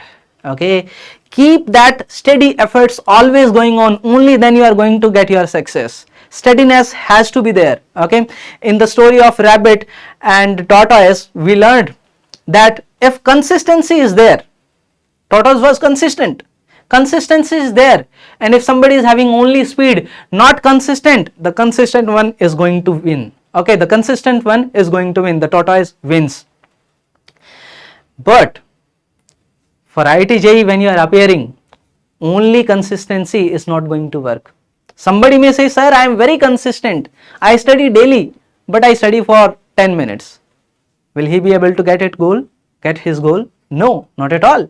But if somebody is saying, sir, I study for 10 hours, but once a while, means like once in a month, will he like going to get his success, get his goal? Not at all.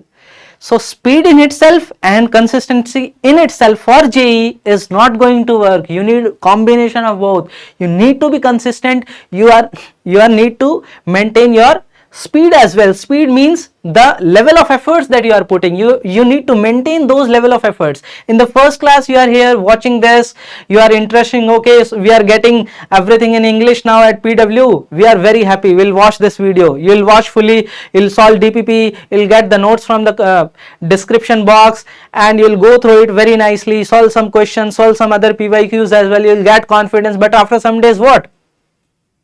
You are again like missing the classes. Again we are putting videos and you are not watching that. Why? You change your focus. No, you have to maintain your focus. You have to be like the function e to the power x, always consistent and always maintaining your you can say speed, the level of efforts that you put on the first day, that need to be at your last day also. In life, whole throughout, you have to have this type of mentality. Even when you go to college, in IITs, you will be working in different projects, you will maybe planning to do your own startup or maybe learning something new. You need to have that zeal inside you. You need to be consistent, and you need to be always putting all those efforts that you were planning before. Never miss that. Never change your mindset. Don't let the outside circumstances change your goal, change your focus. You see, oh, nobody is able to do. I had so many friends, nobody was able to clear IIT JEE, so I'll also not get. No, maintain your clear focus. We are getting all the content here, we are getting all the videos here, we are getting DPPs. Okay, we have questions for practice. Let us do it. Let us put the efforts. Okay, now JEE Mains is going to come. Some days you have now. Okay, till you can say 21st of January. Give your full efforts with full focus, with full clear mindset. Okay, if you do that, for sure you are going to get. For sure you are going to get your goal. No doubt about that. Okay, we have this question here. This is indefinite integration. Here this is plus c. We are not putting the limits. I'll come to limits as well. Now integrate it. First I'll integrate x square. How to integrate it? I'll write it first like this. Okay, x square dx. Now minus 2 is constant. I'll take that out. Integrate x dx plus integrate dx like this. Okay, so each term I can separately integrate and then add. So integration of x square is x cube by 3, because x to the power 2 plus 1 divided by 2 plus 1, like this I am saying, minus 2. Integration of x is x to the power 1 is there, so 1 plus 1 divided by 1 plus 1. Now you will say, sir, here there is nothing. What I need to integrate? That is 1. 1 means x to the power 0. So x to the power 0 plus 1 divided by 0 plus 1 plus the constant of integration. So this will become x cube by 3 minus this 2 will get cancelled, minus x square and then plus x plus some constant c. So B is coming out to be our correct answer. Simple question. Okay, another question we have. Integrate 3x sin x. 3 is constant, I will take out. Integration of sin x dx. This is 3. What is integration of sin x? Minus cos x. Minus cos x plus constant of integration. So minus 3 cos x plus c. C is the answer.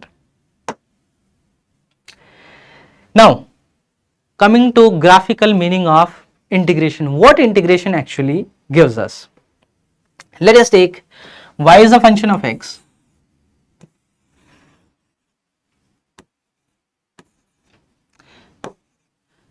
Y is a function of x, and let us consider y is varying like this. Now you asked, what is integration of y dx putting the limits from some value x1 to some value x2. Now this is the meaning of limits, putting the limits. This is my upper limit, this is my lower limit. Okay, so first of all let us see what is the meaning of putting the limits and how we put the limits. In the previous question I am coming back. Let us find what is integration of 3 sin x from 0 to pi by 2. I put the limits. First I will integrate it, I will get this answer, minus 3 cos x. I will put the limits like this. There c I will not write because c is only for indefinite integration. Here c I will not write, I will put the limits now 0 to pi by 2 like this. Now how you need to solve it? Put the upper limit cos of pi by 2 minus put the lower limit cos of 0. What is cos of pi by 2? Cos of pi by 2 is 0. So minus 3, 0. What is cos of 0? That is 1. So this comes out to be 3. So we got a definite value here. Okay. So definite integration means this. Now graphical meaning here you will understand, like if I am integrating from, let us take x1 to x2. So you will increase, let us take you are going from x1, first you will increase by small value, delta x let us take, and y is this at there. So y into dx when you will do, you'll get this area. Further, you'll move, you'll get this area. You are summing up. You are summing up. Integration means continuous summation. You are summing up. So when you will reach till here, you'll get the total area. So this integration of y from x1 to x2, actually it will give you the area under the curve. This is the area under the curve.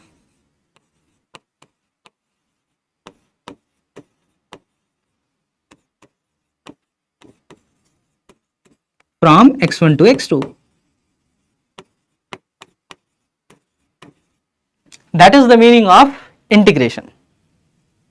Okay, that is the meaning of integration here. We have this question here, find integration of y dx from 2 to 4, the graph is given to us.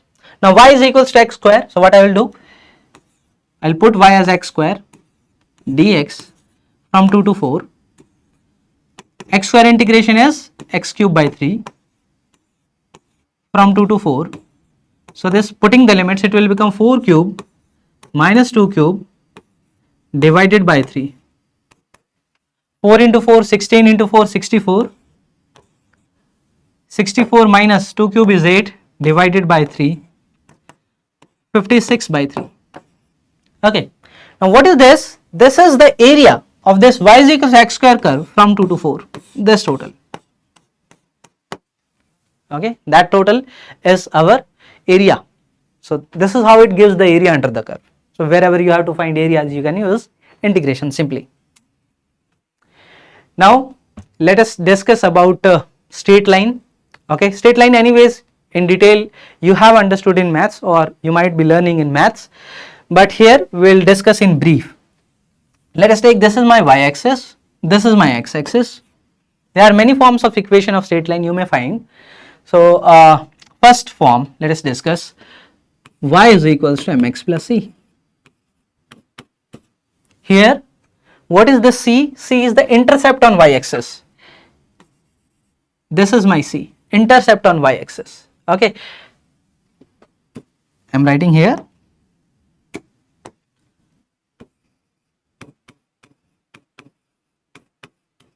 intercept on y-axis.